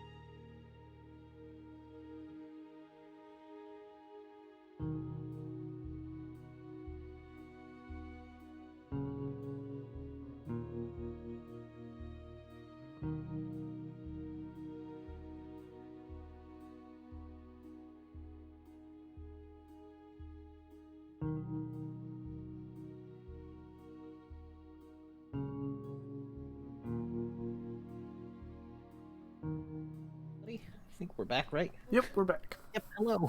Sorry, I need to stop thinking about X-Men real quick. All right, we're good. All right, so the group had gathered information for the planned tailing of Sebastian Moorhead. You built your car, you gathered information on where he will likely be, and you've gotten an experience in the factory, seeing what life is like in the town. You also mostly all heard about something called the Howler, a giant force that comes through and kind of keeps the skies clear.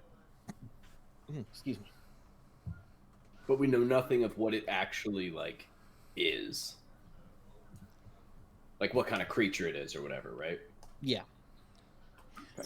Before we head out, Freya wants to establish a rendezvous point because she's going to say if things go really sideways, I can bring out Rohan and be a major distraction and you all can get away. So, but then have a rendezvous point where we can eventually meet. I would like to establish that. I don't know if you should bring out Rohan. If things go like sideways. All right, but if Rohan comes no, out, we can just stay on the ground though. You three are, it's so serious that I need the three of you to go and Rohan is covering your escape. Oh, okay. Okay. All right. It's plan Z. Okay, kid? It's plan Z. Okay. All right. So where's the rendezvous point? Or are we just gonna say that we know where it is? And Yeah. We'll say the rendezvous point is you want it to be just outside of town, just in case. Mm-hmm. So it is approximately a mile outside of town in the other direction. okay. In an old, what looks to be baseball stadium. Oh, what lives there now? You are told nothing. You are told nothing lives there. That they keep it clear every now. Security goes in there and sweeps, but only when they find something's been living there. Cool. All right, we ready to find this guy? Yes. Let's do it. Let's go to a concert. So as you attend the concert is people dress up fancy for most of it. There are many. It's a big band shell, and behind the band shell or in front of the band shell there's like staggered seating, and then there's like a big grass field. You can see people have brought out picnics and portable heaters because it's a little cold in this area at this time of year. And it's starting to get down towards night. There are definitely people who are treating it like a movie premiere. And you can see coming out of a very nice Bentley with his wife on his arm is Sebastian Moorhead. Mrs. Moorhead is a tall woman in her late 60s maybe, but like the kind of late 60s woman who is incredibly well kept, the one who has, good surgery. And has a trainer that helps her stay in shape and is rich. She is covered in different colored diamonds. Her entire necklace is just a literal rainbow of diamonds. Her earrings are dangling, and they are pure clear diamonds. And her hands are covered in fancy rings. She is decked to the nines in precious stones. Mr. Moorhead is in fact wearing the military-style jacket that the tailor made for him. Did I say the tailor's name? I'm sorry if I didn't. I don't think I did. No. Gary. No, it is Calderon. That's a badass name for a Calderon tailor. Tailors. Calderon, what? Just went by Calderon. Oh, okay. Cool.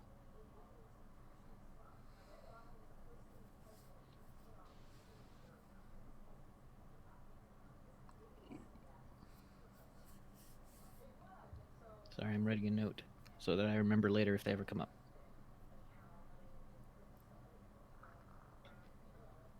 Mainly leather and jackets. And jackets. All right. So, as there is an opening act of like a family band where it is a older guy with guitar, a young girl on drums, another young girl on bass guitar, and the lead singer is a young kid who is non-binary, and they give a good performance playing a lot of three-chord pop punk covers, including some songs they wrote themselves. And their stage banter is like the most sweet, wholesome, fake stage banter you've ever seen. In between these, like they cover Skater Boy, and then they go to like cheesy jug band animatronic jokes. I don't know if that made sense to anyone else, but those bad Chuck E. Cheese style jokes in between songs. And then Sousa comes out. Sousa is a humanoid that is kind of a little bit like the Michelin Man in puffiness. And seems to gives a big wave to the crowd, and as they wave and move, there's the sound of like an orchestra warming up. And what you see is kind of like a dance. As Sousa moves different parts of themselves, different kinds of sounds are produced. Sousa inflates and deflates, moves in weird, squiggly shapes. They, as what is clearly inside of them is some kind of gas that comes out at different angles, making different noises. They are like the equivalent of a human beatbox plus an orchestra, plus a one-man band, plus a dancing show. That is fucking awesome. It is well lit and well choreographed. Clearly, there's a guy at a. You see a guy at a board wearing like a headset who's just like doing all the lighting, timing, and is as much a part of the show as Sousa, but no one gives him any credit. And there's all kinds of applause at the end of this. It goes through a number of like a Mozart number, goes through a couple of marches, goes through some romantic period music, goes through the occasional like jazz piece. And, like I just watched this thing with the guy from Too Many Zoos, where he is working with a orchestra on the BBC, and he does the Too Many Zoos song that everybody knows, and then moves it into a like classic Mingus jazz, and it was very good, and I recommend it. But it's that kind of show where there's a lot of variety, a lot of impressive just sound generated. And Moorhead is there in a well-lit seat the whole time. Everyone can see that Moorhead is there. And as the night winds down, you have timed it so that you can... Greeks is in place to get near the car. There is a security Borg at the car. But if you want to do something to the car, now would be the time. During that performance. Yes, we have surveillance, so if we can put a little tracker on that car or something. Are Whatever. Borgs easy to Yeah. Greeks, if you want to plant the tracker, I'm going to need a prowl from you, but you will get a bonus. What is your... Okay. I'll just say you have to make it under 70. Because the sound and performance is a bit distracting. All right. 30. All right, you get in and out without being seen. The tracker is secure and unrecognizable from beneath. There's no glowing red dot like you see in movies because that defeats the whole damn purpose. And basically, you get it on the interior, like underneath and inside the paneling. It's not like hanging off the car. It's not going to fall off. It's secure in there and can't be seen from the outside.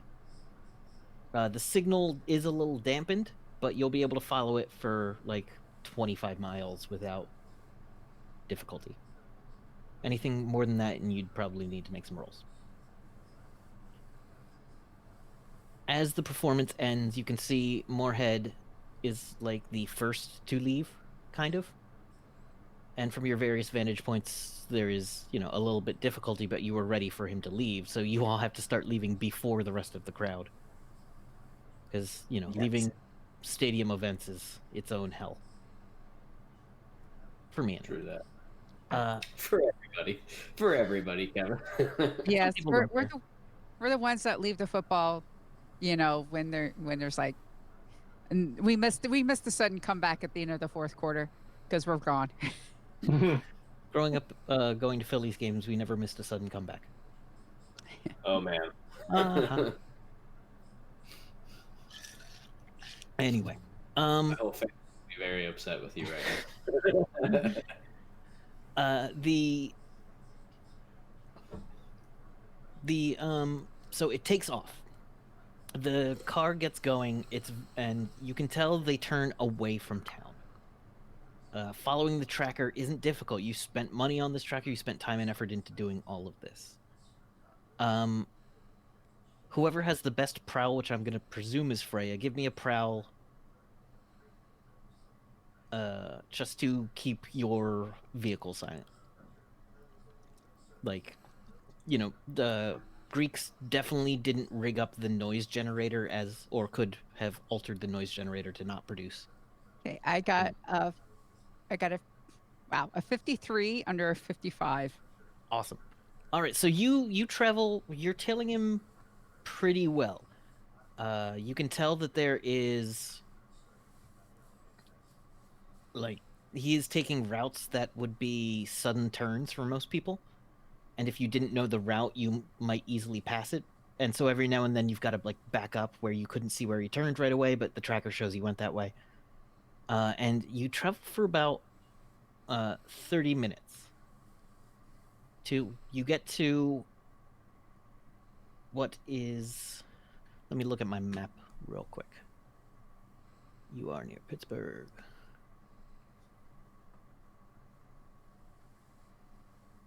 You get to a place called, that might be a little too far away. Nope, it's not. Mount Pleasant. You see there's, in the distance, the Allegheny Mountains are getting closer and closer. You're definitely in an area that is known to be, said to be controlled by the Shimerian nations. The Shimerians are female cyborgs who don't deal with others and have said that this is our land and you are not welcome in it to everyone as long as if you're a small group moving peacefully, not like disrupting the forest and destroying things, they don't seem to mind you. But if you come through with a troop of any size, they will confront you. But you see, as they go into what used to be the town of Mount Pleasant. There's like a bunch of old streets. All of it's pretty blasted out. None of the buildings seem to be there, and a lot of it seems to be overgrown. This is not an active town. You do see that there is a river just past what used to be the bulk of town. And in that river, which runs pretty dry now... Oh my god. Please just do what I want, map. There we go. Oh, lost it. Whatever. All right, so you find this area that's... You can see kind of down into it a bit. There is a river with a... You can tell the river used to be a lot wider, but now that river is very tiny. And so there's this large lake bed kind of area. In there, you see kind of a tunnel. opening. And parked outside the tunnel opening is that vehicle, as well as the security cyborg, who's just standing out front of it. You're at a good enough vantage point where you definitely haven't been seen, but getting closer and into that tunnel might take some finagle. Is this a full conversion Borg or? This is a full conversion Borg. He's about 9 feet, or not 9 feet, about 8 feet tall, with kind of like metal pipes coming out of holes in his tailored suit. Is wearing a tailored suit over his Borg bits. Clear, but the arms end about like kind of at like a short sleeve, because the rest of the arm has like clearly housing for a vibro claws. On their back is a full-sized railgun.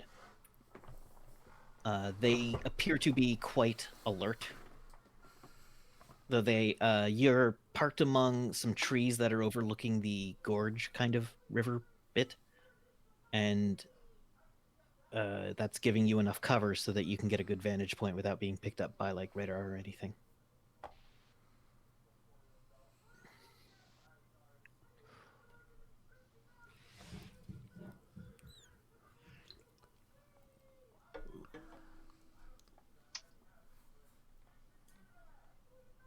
Okay, so you are looking at what appears to be a cave opening.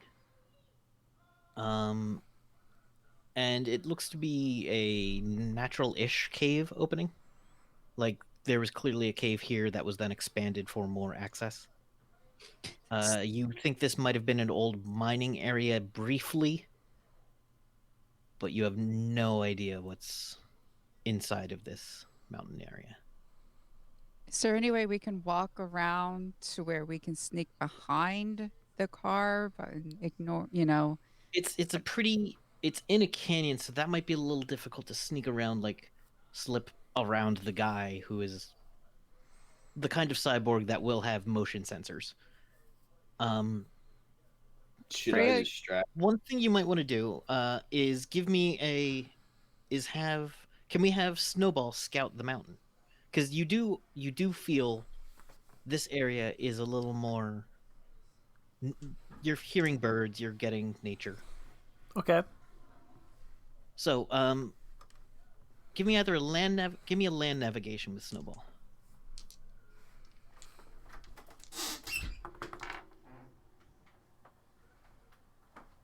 And I rolled a 77.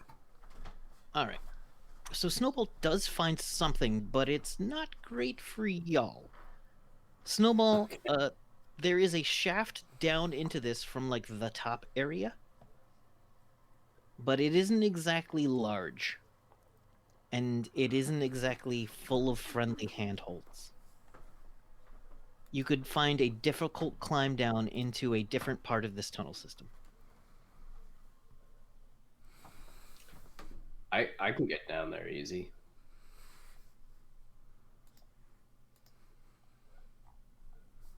Because I don't need to climb stuff. But I'm not sneaky, so. The tunnel that you found, does that lead to the car? No, the car is at the mouth of a tunnel. It goes into a cave. This digs down into the mountain and might lead us into the system without having to confront or approach the cyborg. Well, Greeks, if you want, you can't fly, can you, Greeks?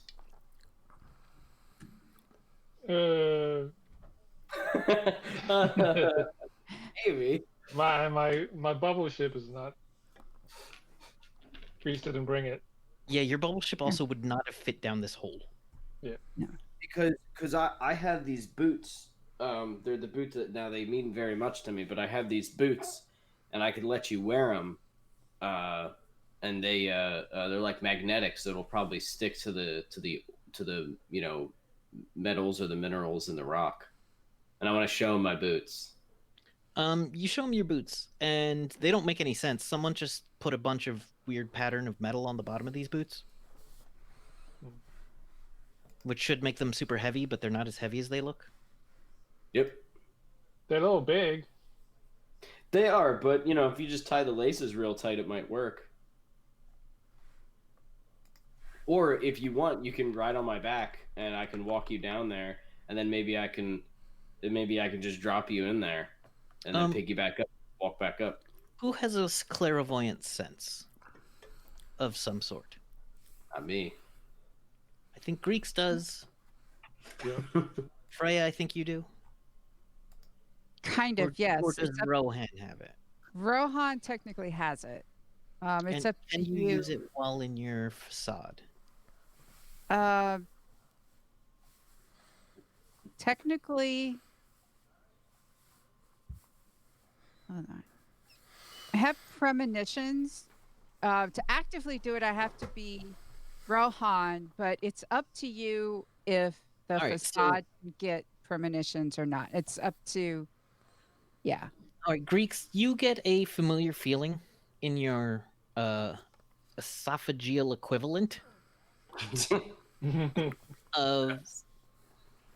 of fully submerging yourself in a freshwater, in the freshest water you've ever tasted, as you expel the other fluids out of your, let's call them lung sacs. Okay. Freya, you feel like something is in your throat and you start coughing up a little. As both of you have some kind of brief premonition.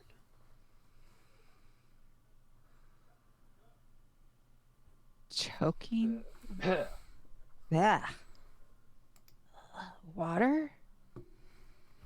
Choke. Okay. What the hell was that? Just got an odd feeling. Can we say we have rope? Absolutely, you have climbing gear. You pop the trunk of the tin can. Yeah. Have you painted the tin can or renamed it? Greeks? This is totally a Greek skull, I believe. Oh, what is what is spray painted like that like iridescent, like metal That purple, color. that black purple. Yeah. Nice. It still says tin can on the license. All right. So you pop open the trunk of the tin can. You find the climbing gear you purchased with your funds earlier. There's a harness, there's a rope, there's a grapple, there's a python, there's powder for hands. Can I cast sense magic on this area? Yeah. All right. As you, yes, you definitely can. Let's see what sense magic says. I don't know exactly. There is actually a page by. It is weird to put an index of spells after the list of spells. But choices were made, I guess? Yep. Wait, that's the wrong page number. Choices were definitely made. Oh, it's an alphabetical list of them found in the Book of Magic, followed by their page number in that book. So it's an index for a different book. Hold on. Let me... Cool. Super useful. Awesome. Fourth level spells. There we go. Or is it just not in this book? Oh, it's just not in this book. Also useful. Thanks. So there's definitely magic, but I want to tell you more because hold on, I can't find it. Pull it up. Sense magic. Enables the character to sense and feel the presence of magic like a Geiger counter. The individual can tell if they are near, within 20 feet, or far toward the limit of the range, which is 120 feet. The ability can also indicate whether a person or an object is enchanted under a magic spell, is in the process of invoking the magic, or if magic is being used in the range area. All right. So there is no magic being cast around the cyborg. There is definitely in the mountain radiates magic. There's no ley line here. You don't see a ley line, but you can feel that there is magic coming from the center of this mountain. Sorry, brain jumped. There's something cast on this mountain. There is a spell actively on this mountain. Okay. Before anybody climbs down in there, you should know there's a spell cast on the mountain. Like a good spell or a get out of me spell? I don't know that. I just know something's On cast. the whole mountain? Yes, that's Wouldn't what I'm feeling. Wouldn't that be really hard to do? That Yes. would be very hard to do.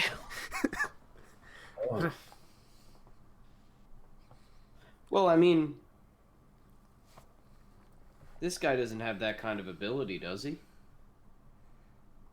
Must be involved with something. I have climbing experience. I know I can, with the gear, I can climb down. Yeah, but can you get close enough to that car? That's what we really need, right? No, because you said that there was on top, right? A way to climb down. There's a hole on top.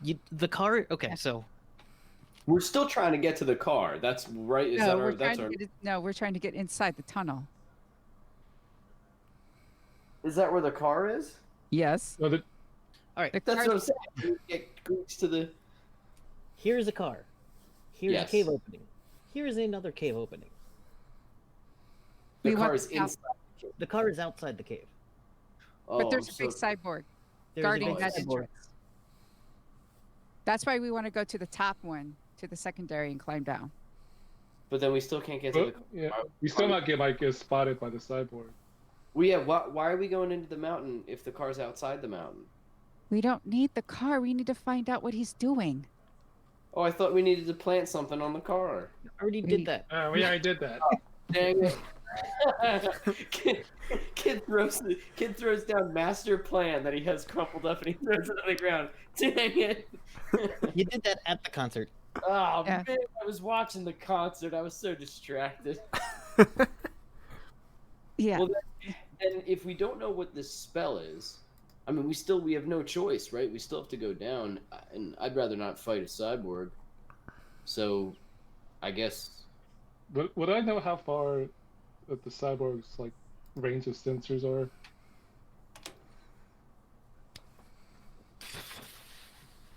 You would know the standard range of sensors. I'm trying to remember what it is off the top of my head, and I don't. So that's not going to work because I don't know that off the top of my head. I will say that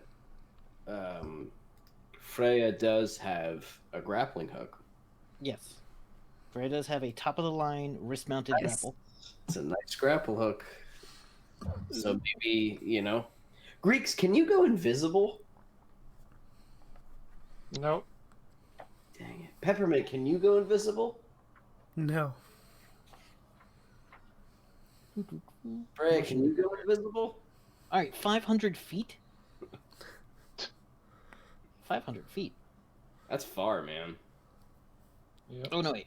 A motion detector is especially useful in the dark because the speeding object must usually be within 500 feet to create a detectable air current. Alright, so its really useful feat is about 100. Also, cyborgs tend to have telescopic sight. And their infrared is about 2,000 feet. Their passive night vision is about the same too. But you've got good like foliage cover, so there's no direct line from them to you, and you think you can make it around without alerting the cyborg without too much difficulty. So, it will take a prowl roll, unless you do something to distract or divert. Because there is also natural animals around, so it's not impossible that, a deer would run through or something like that. Do you guys have like illusion things? I could throw a rock real far. I could hit a rock even farther. If you would like to do that. Magically launch a rock really far. How far can you launch a rock? 300 feet. Shit, that's probably farther than I can hit a rock. Damn, that's pretty fucking far. Kevin, how far do you think I could whack the shit out of a rock with my flaming hammer? Well, matters on the rock. You might just vaporize the rock. Not flaming hammer, then. You still might just baseball. So a baseball field has a 320-foot line to the edge for a home run. You might be able to get about that. Probably less, depending on the rock. Well, it sounds like Peppermint can just home run a rock. Sorry. Just whenever she wants. So maybe, I mean, I know it's simplistic, but do we want to just throw a rock and see if this big pissed off robot follows it? Again. Also, if you guys just need to get in there, maybe me and Peppermint can distract the robot. Like maybe I could start whacking that guy's car with a hammer. Well, I don't want you to get dead. Greeks has a better idea. Greeks will cause a distraction, and you all can go inside. But Greeks, you're very small. Exactly. Kid, if you feel more comfortable having Greeks back, or if we want to do that, or the three of us and leave Greeks out here, I can understand. But either way, I know I'm going in. Kid, I'll leave it up to you if you want to join us inside, or... Peppermint, which one do you want to do? Do you want to stay outside, or do you want to go with Freya in there? I'll go with Freya. Okay, then I'll stay outside. And do what? Yeah, all right, what are we doing? Greeks is gonna sneak ahead into seeing they can get in 60 feet of the car. All right, 60 feet is going to be a challenge.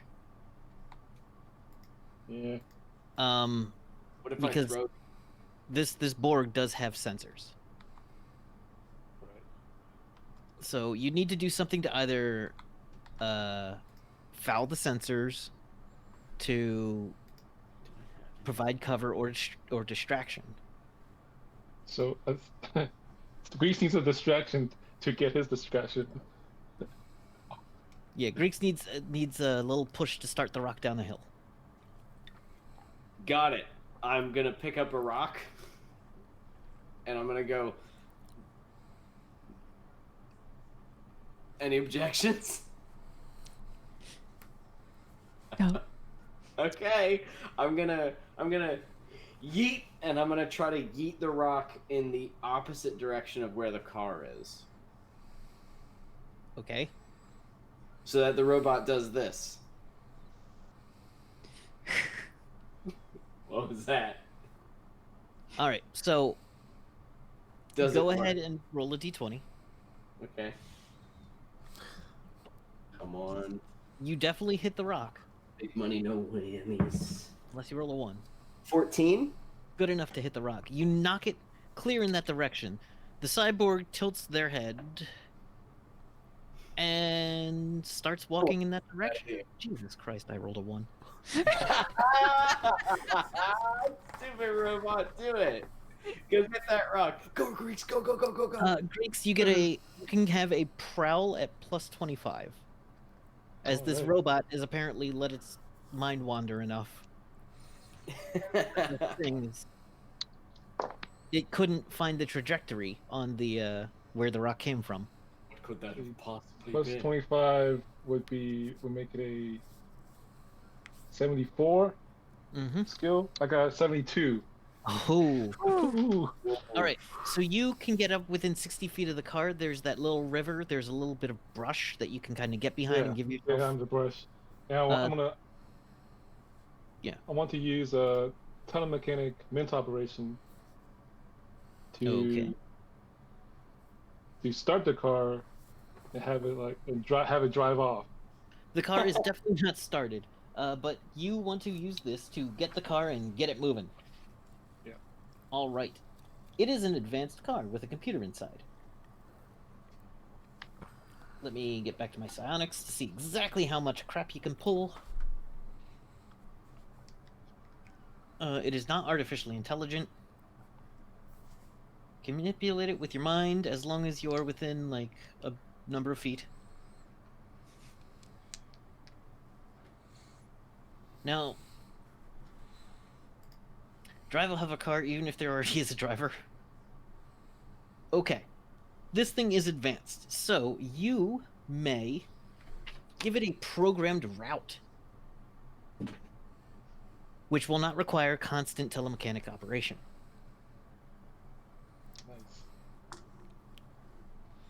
Nice. What route do you give it? Are you going to send it down the riverbed as far as it can go, or are you going to, like, send it back to town? Are you going to turn quiet mode back on? I want to send it like a couple hundred feet away, and then like have it start doing donuts. All right. It is a hover car, so it can do that above treetops if you'd like. Please. Okay. All right. The car bucks like a Bronco. There's a sound of the engines kicking on harder than normal as this thing shoots off at approximately 200 miles an hour. The cyborg, let's see if he takes a moment. Takes a moment. Of course, I rolled a 3. Nice. And it gets a good amount of distance away before he starts running after it, approximately 70 miles an hour. Because the cyborg runs at approximately 70 miles an hour.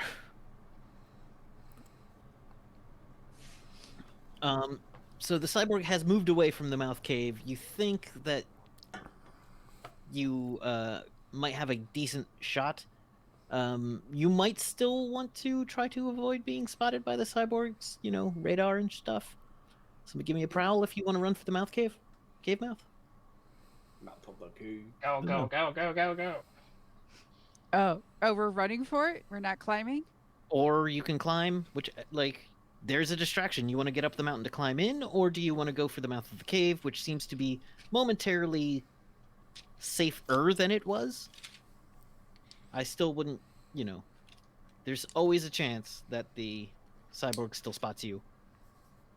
I'd rather to take it and be able to go down the shaft because I want to be out of the cyborg's range. Okay. So you make your way, you've timed it so that while this is happening, you can get down the shaft pretty easily. Anyone else going for the mouth of the cave? There was always a chance the cyborg was going to notice you climbing up the side of the mountain, but this has made that pretty much impossible to do. Is anyone just going to book it through open territory for the mouth of the cave? Greek, should we go into the cave anyway, or should we hang back? Let's go. Okay. All right, both of you give me a prowl. Peppermint and I are slowly, carefully Lowering. climbing down. A 12. All right. Wait, am I rolling a 20? You do 100. that, right? This is a D100. That's what I thought. Okay. You have a skill called Prowl somewhere. I see it. Mine is 35. Not terrible. Well, okay. I did get an 84. Okay. So there is that also.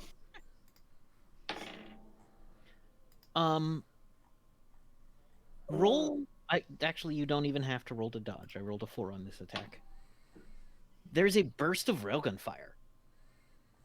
As the cyborg puts the gun over their shoulder and just pulls off a burst While still chasing the car. Yeah. Incredible range on that gun. Cyborgs are scary. Cyborgs are scary. There's a burst of railfire as you make your way to the thing. The cyborg seems to continue on. Both of you get into the cave, into the open mouth, the mouth of the cave. Peppermint and Freya, you've taken yourself down a little deeper and deeper as this looks to be a carved ventilation shaft. And you get to an overlook. The thing opens into a large cavern underneath. And you see things down here are slick with moisture because inside of caves is damp. You can hear the sound of a tiny, tiny stream barely making much noise. And Peppermint, as you come down, Freya alone might have startled them, but as you come down as well, you do notice there are some bats about. But they don't seem disturbed at all by your presence, I believe. I believe you've got a special power where animals like you, or just see you as comfortable. I think so. I don't remember now. Got the animal friend ability that things get in rifts. The bats don't make any noise. They don't scatter as Peppermint comes down the shaft. They don't, give off any alarm. As you go down, you see a large opening where there is a table and chairs set up with approximately 15 seats at it. There are about 7 people in chairs at this table. They are clearly eating. And it looks like they're eating a course of dinner. It's hard to say from where you are. As you come down the mouth of the cave, the other two, you see it splits off into 2 paths. There is left and there is right. Should we flip a coin? You have a coin? No. Hold on, I can close my eyes and pick one, but I don't know if that'll help. Is there like a perception to see if I can hear where maybe give me a d20 roll. Okay. Because it's a cave, right? So maybe echoing. 11. All right, you hear it. There's left and right, and then it's coming a little stronger from the left. You can hear a little bit of it coming from the other direction as well, but less. I say we go left. I can hear louder voices that way. All right, Greeks, Okay. give me a perception as well. Well, they say left for treasure, so also 11. All right. As you two come down, you see the caves start to get wider and wider in front of you, and then you start to see supports built in. You start to see lit torches along your path. Made the right choice. Up ahead, there is a turn to the left, or you can turn to the right again, and you hear the voices coming from the right. Follow the voices? Sure. All right, we'll go right. Is there any smells in here? It is musty. It is the smell of a cave, and and you can smell the torches. The torches are burning in oil. It's not like an acrid oil or an especially like smelly oil, but you know, an oil burning torch doesn't give off a ton of smell. If I'm remembering, I don't know. You do smell a bit of food as well. You do smell what smells like a roast turkey, maybe some kind of large bird that has been roasted. Maybe there's certain types of dinosaurs that have the similar smell when roasted. Smaller allosaurs, that kind of thing. As the two of you lower into the cave, Peppermint and Freya, you see you can see down there are candelabras. This place is well lit down the bottom. But at the top up where you are is very dark. You secure yourselves to the wall and you make your way over to a little ledge. Everything, you can hear some idle chatter, but it's hard to make out exactly what is being said. And as you look, you see the faces first. The two of you. Seated at this table, I said we're 7 people. Let me make a chart of this so I don't forget. 7 seats.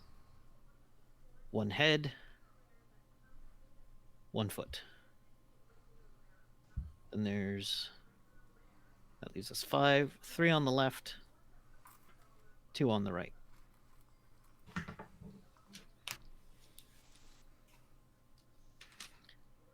Seated at this table are the two of you see a gentleman with kind of not like, I'm trying to think of how to describe this skin tone without giving away like a nationality. Someone with a generally like from the East Asian area generically, or not East Asian. No, East. That is how East works. Yes, East Asian area. Stop thinking so U.S. centric, brain. All right. You see at the head of the table is what's his face? The Sebastian Moorhead. On his left is Mrs. Moorhead. And the East Asian gentleman who looks to be wearing less fancy clothes. They look fancy, but he's clearly less well-to-do. He looks more rough and more not exactly built, but someone who moves things around a lot. He isn't wearing any like dedicated jewelry. You also see that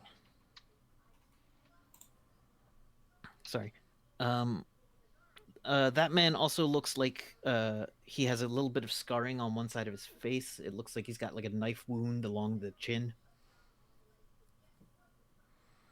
And has the bearing of a soldier. You see a black woman in what seems to be a very sexy red dress with orange sequined flames on it.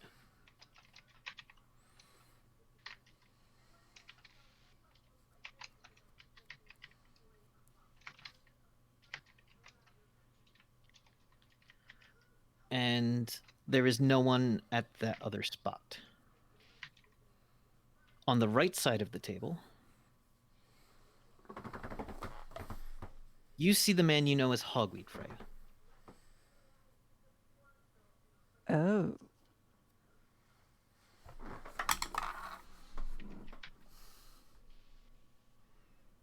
And sitting next to Hogweed, Peppermint, you see someone that looks a lot like you. A lot like you. Except her hair is shorter and has kind of glowing neon strands that change color front to back as a waving motion in UV fiber optic hair. But it's shorter. She's keeps it short, and then longer in the middle and on one side. Wearing a black leather jacket with a mechanical left hand. It's your twin sister, Ivy. It's like the Legion of Evil. As the Greeks kid, as you turn the corner, you've gotten so in Scooby-Doo mode that you don't see the man come up behind you. The cyborg. Shit.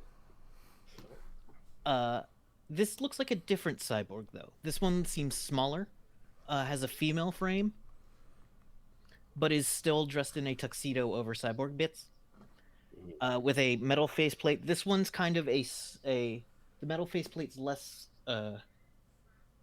This faceplate has a human face in a head casing, and is pointing her wrists at you, which are open with generators in the middle.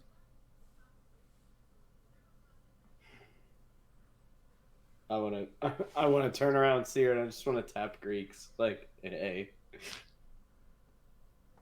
How close is she? She's about 50 feet back from you. A lot of your powers don't work on cyborgs. Yeah. Should we just put our hands up?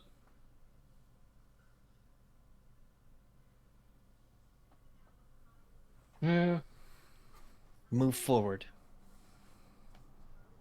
Towards you? Towards the gathering. I want to look at all the... Can I see them? As you go down this tunnel, you can see it goes into an opening. You see a big natural cave, but in it is a table with dinner at it. I want to strap my hammer to my back and raise my hands and start walking down. Freya's gonna be so pissed. It was Greeks' idea, not mine. It was also the DM told us to. That's the first I've ever heard that one. Kevin told me to. Yeah, sure. Freya Peppermint had a plan. Freya had a plan. You see them being brought forward and sat at the table. Now it's weird. Who wants to sit at the foot of the table and who wants to sit on the left? Oh wait, that would be too many seats. I'll sit at the foot of the table, I guess. I'll do the talking. As we all know, Kid is very smooth. There are now 3 people, as Greeks is now on the side sitting next to Ivy. Now, Greeks, you look over at this over at the woman next to you, and it looks exactly like Peppermint if Peppermint were a city rat. She's clearly somewhat cyber enhanced. She carries all the telltale signs of a city rat. City rats love their gang adjacent their punk rock leather jackets filled with pins. She's wearing a ripped t-shirt underneath that says Lila Cheney World or Galactic Tour. And conversation. You said her right arm was cybernetic? Yeah. And she clearly has cybernetic implants in her head as well. Her hair is programmable.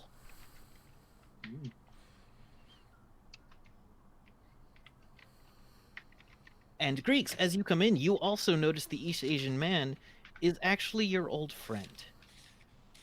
That is your old friend, Where is that list? There it is. That is Riley, the owner of the junkyard you hung out at. Are they just when They we all walked stopped into eating this when room? you two came in. Okay, and They're all looking at you, confused. the cyborg is telling us to sit down. Yes. Have a seat. You won't be harmed. You won't be harmed if you don't do anything rash. Is it okay if I sit at the foot of the table, or is that reserved for somebody? 2 seats were prepared. I don't care. All right, I sit at the foot of the If there were table. 3 of you, I would have shot the 3rd. That makes sense. I don't want to sit at the foot of the table. Greeks is just looking at Riley, just shocked. He's like, what are you doing here? Little friend, I did not expect to see you here like this. With that, there is a resounding voice in the room. Hello, and it resonates through the cave. It's smooth. The voice is comforting and commanding at the same time. Walking out of a part of the cave that was dark, you see a man. He is dressed in robes, in blue robes. He is an old man. He looks basically like if Jesus was Merlin. Damn, that's a lot of magic. That's what he looks like, but he doesn't look magic. Clearly there's some magic stuff happening here. Yeah.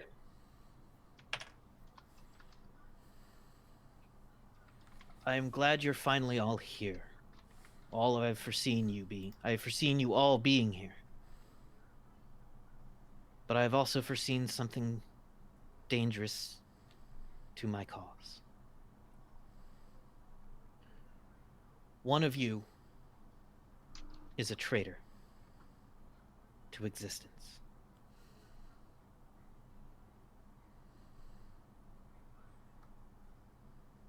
One of you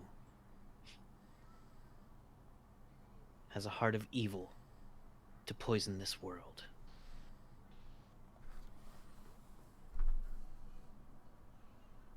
The rest of you will be useful to me in some manner in the future, I know. But for you, and he whips his hand at this guy who looks very attractive, but kind of generic. He's sitting next to Ivy. Says, you will pay for what you've done. And the guy looks confused, and then he starts coughing. Is it Hogweed that's coughing? It's Hogweed. Hogweed starts coughing and coughing and coughing. And as he starts coughing, more and more water starts coming out of his mouth. First a little splash, first a little bit, and then more and more water as his lungs choke him to death at an accelerated rate. Can I stop this? Can I tell him to stop? I want to stand up and say, "All right, stop. He's dying. You're gonna drown him." Would you see justice undone? I just don't want this guy to die. I don't know who this is. You're choking him to death.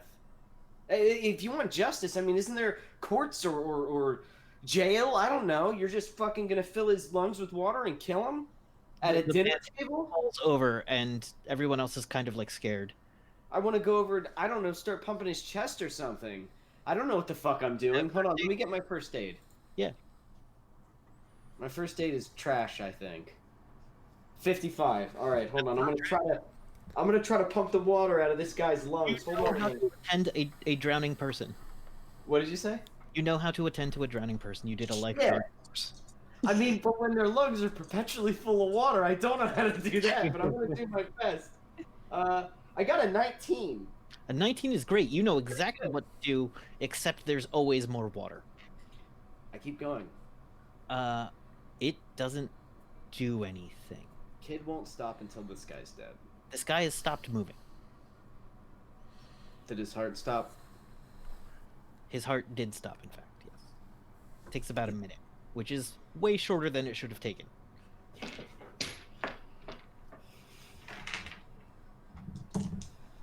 The compassion in you is laudable. I don't know what that word means. Ivy leans over because you're kind of near Ivy. She goes, "That's a good thing." Great.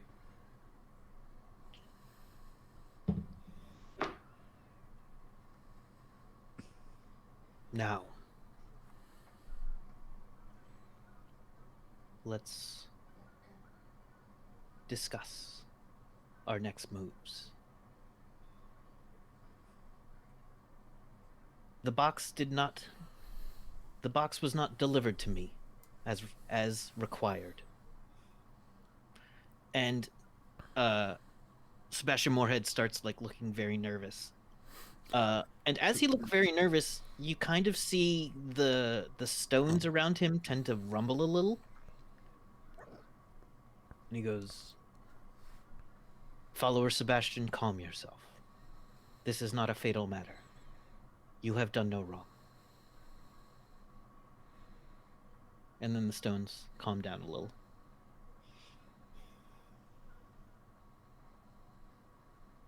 The box is vulnerable. We are all at risk.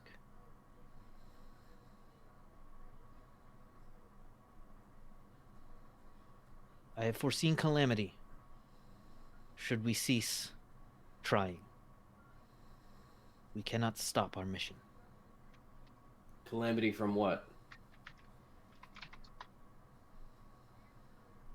The darkness. And the words "the darkness" ring up. They ring through the cavern with as though someone put an effect on the word "the darkness" to make sure everyone knows it's capitalized. To make sure everyone can feel this word in their beings. But none more than Freya. At the words "the darkness," somewhere inside Freya, Rohan growls in anger. And that's where we're going to end for the night. Ooh. Was there good food at the table? I didn't get a chance to. Yes, but you did not get a chance before that man came out and drowned that other man. Drown a guy while he was having dinner. Does Freya know? It's like, yeah, hogweed, of course. Yeah. Yeah. Freya knows that Hogweed is a bad person who is a professional trader for a living. Yeah. Yeah. That makes sense. Yeah. However, no one else does. I tried to save him, Michelle. I tried to save him. I did bad by coming to the cave, but I did good by trying to save your arch nemesis. Freya is just looking at Peppermint with that look of, we told them to stay outside, right? It's cool. These guys are good guys. We're fine. So everything's fine.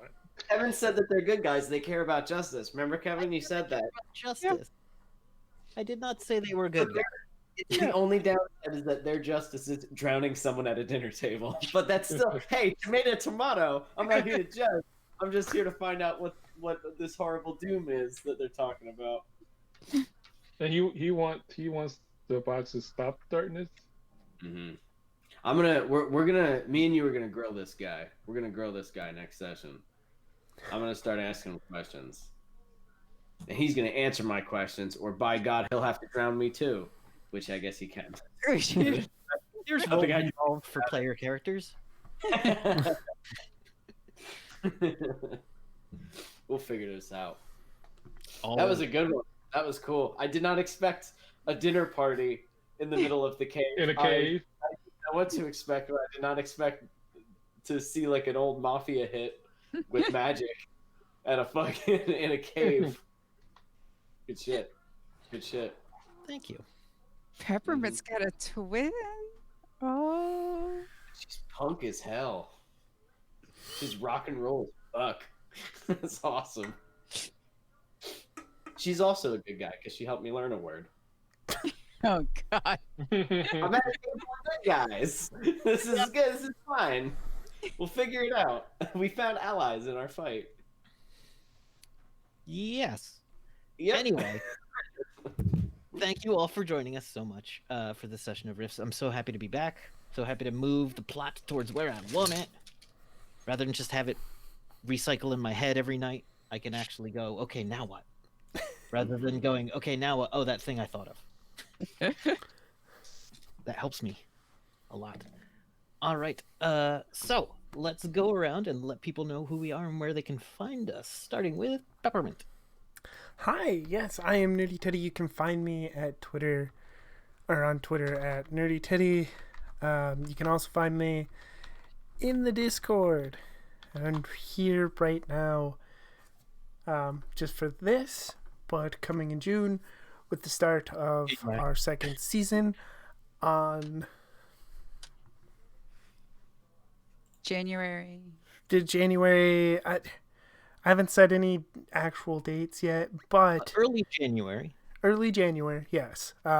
Will be the space opera Thirsty Sword Lesbians games on Thursday nights, and then Friday nights will be the Power Rangers inspired game. The second season, basically, of Millennium Nights. Turbo Jungle. Jeez. And you can find me on Itch with the link. And the bot's dead. I will have to fix that later. Yeah, I'm going to go find somebody to raid. And all right. Thank you so much. All right, Kid, where can we find you and what are you up to? Hello, I am Evan Jennings. You can find me at Evan Jennings64 on the Twitter or Zombie Love Juice on the Instagram. And if you'd like to watch, I run an evil campaign of D&D 5e on a YouTube channel called Beyond EMH. We're also working on moving that to Spotify for podcast-like form. So if you are interested in how an evil campaign can run, and if you like watching people be just fucking awful, then go ahead and watch my show because it's pretty terrible and they do bad things. And that's it. All right. Also, your art. Oh yes, and I have an art Instagram called Art of Zombie Love Juice, and an art Twitter of the same. Though I need to mess with that. It's a little off. And if you have any commissions that you'd like, you can commission me as well. You can contact me on my Twitter or my Instagram. All right. Awesome. Freya. Hi, I'm Michelle Ely. You can find me on Twitter at Shell_game. I am doing this right now. Some other stuff might be happening in January. So keep in tune. Just Twitter Stay stuff. tuned in. Yeah, stay tuned in. All right. And Greeks. Hey, I'm Ting. You can follow me on Twitter, TingTat. All my other links are there. And been streaming a lot of Star Wars Squadrons. And I'll probably finish that up either tonight or tomorrow. Is that fun? Because I'm tempted, but Yeah, it's fun. flight simulators are not. Yeah, I'm playing on story mode. Nice. I'm still running into stuff, but Cool. it's a good single player so far. All right. I've been your GM. My name is Kevin. You can find me at Bisonic Kevin on Twitter, or follow us on the Discord. I spend more time there than I do on Twitter anyhow. And you can follow my wife's wonderful knitting patterns, including the new fingerless mitt design, The Pact, with tentacles for your hands, at lattesandllamas.com. They do awesome stuff.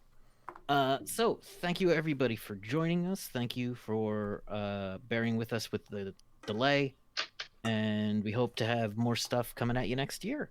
So, Nerdy, what do we have? we're going to be rating Dice Priori. Good people at Dice Priori. Yes. All right. So we will see you next time. Bye.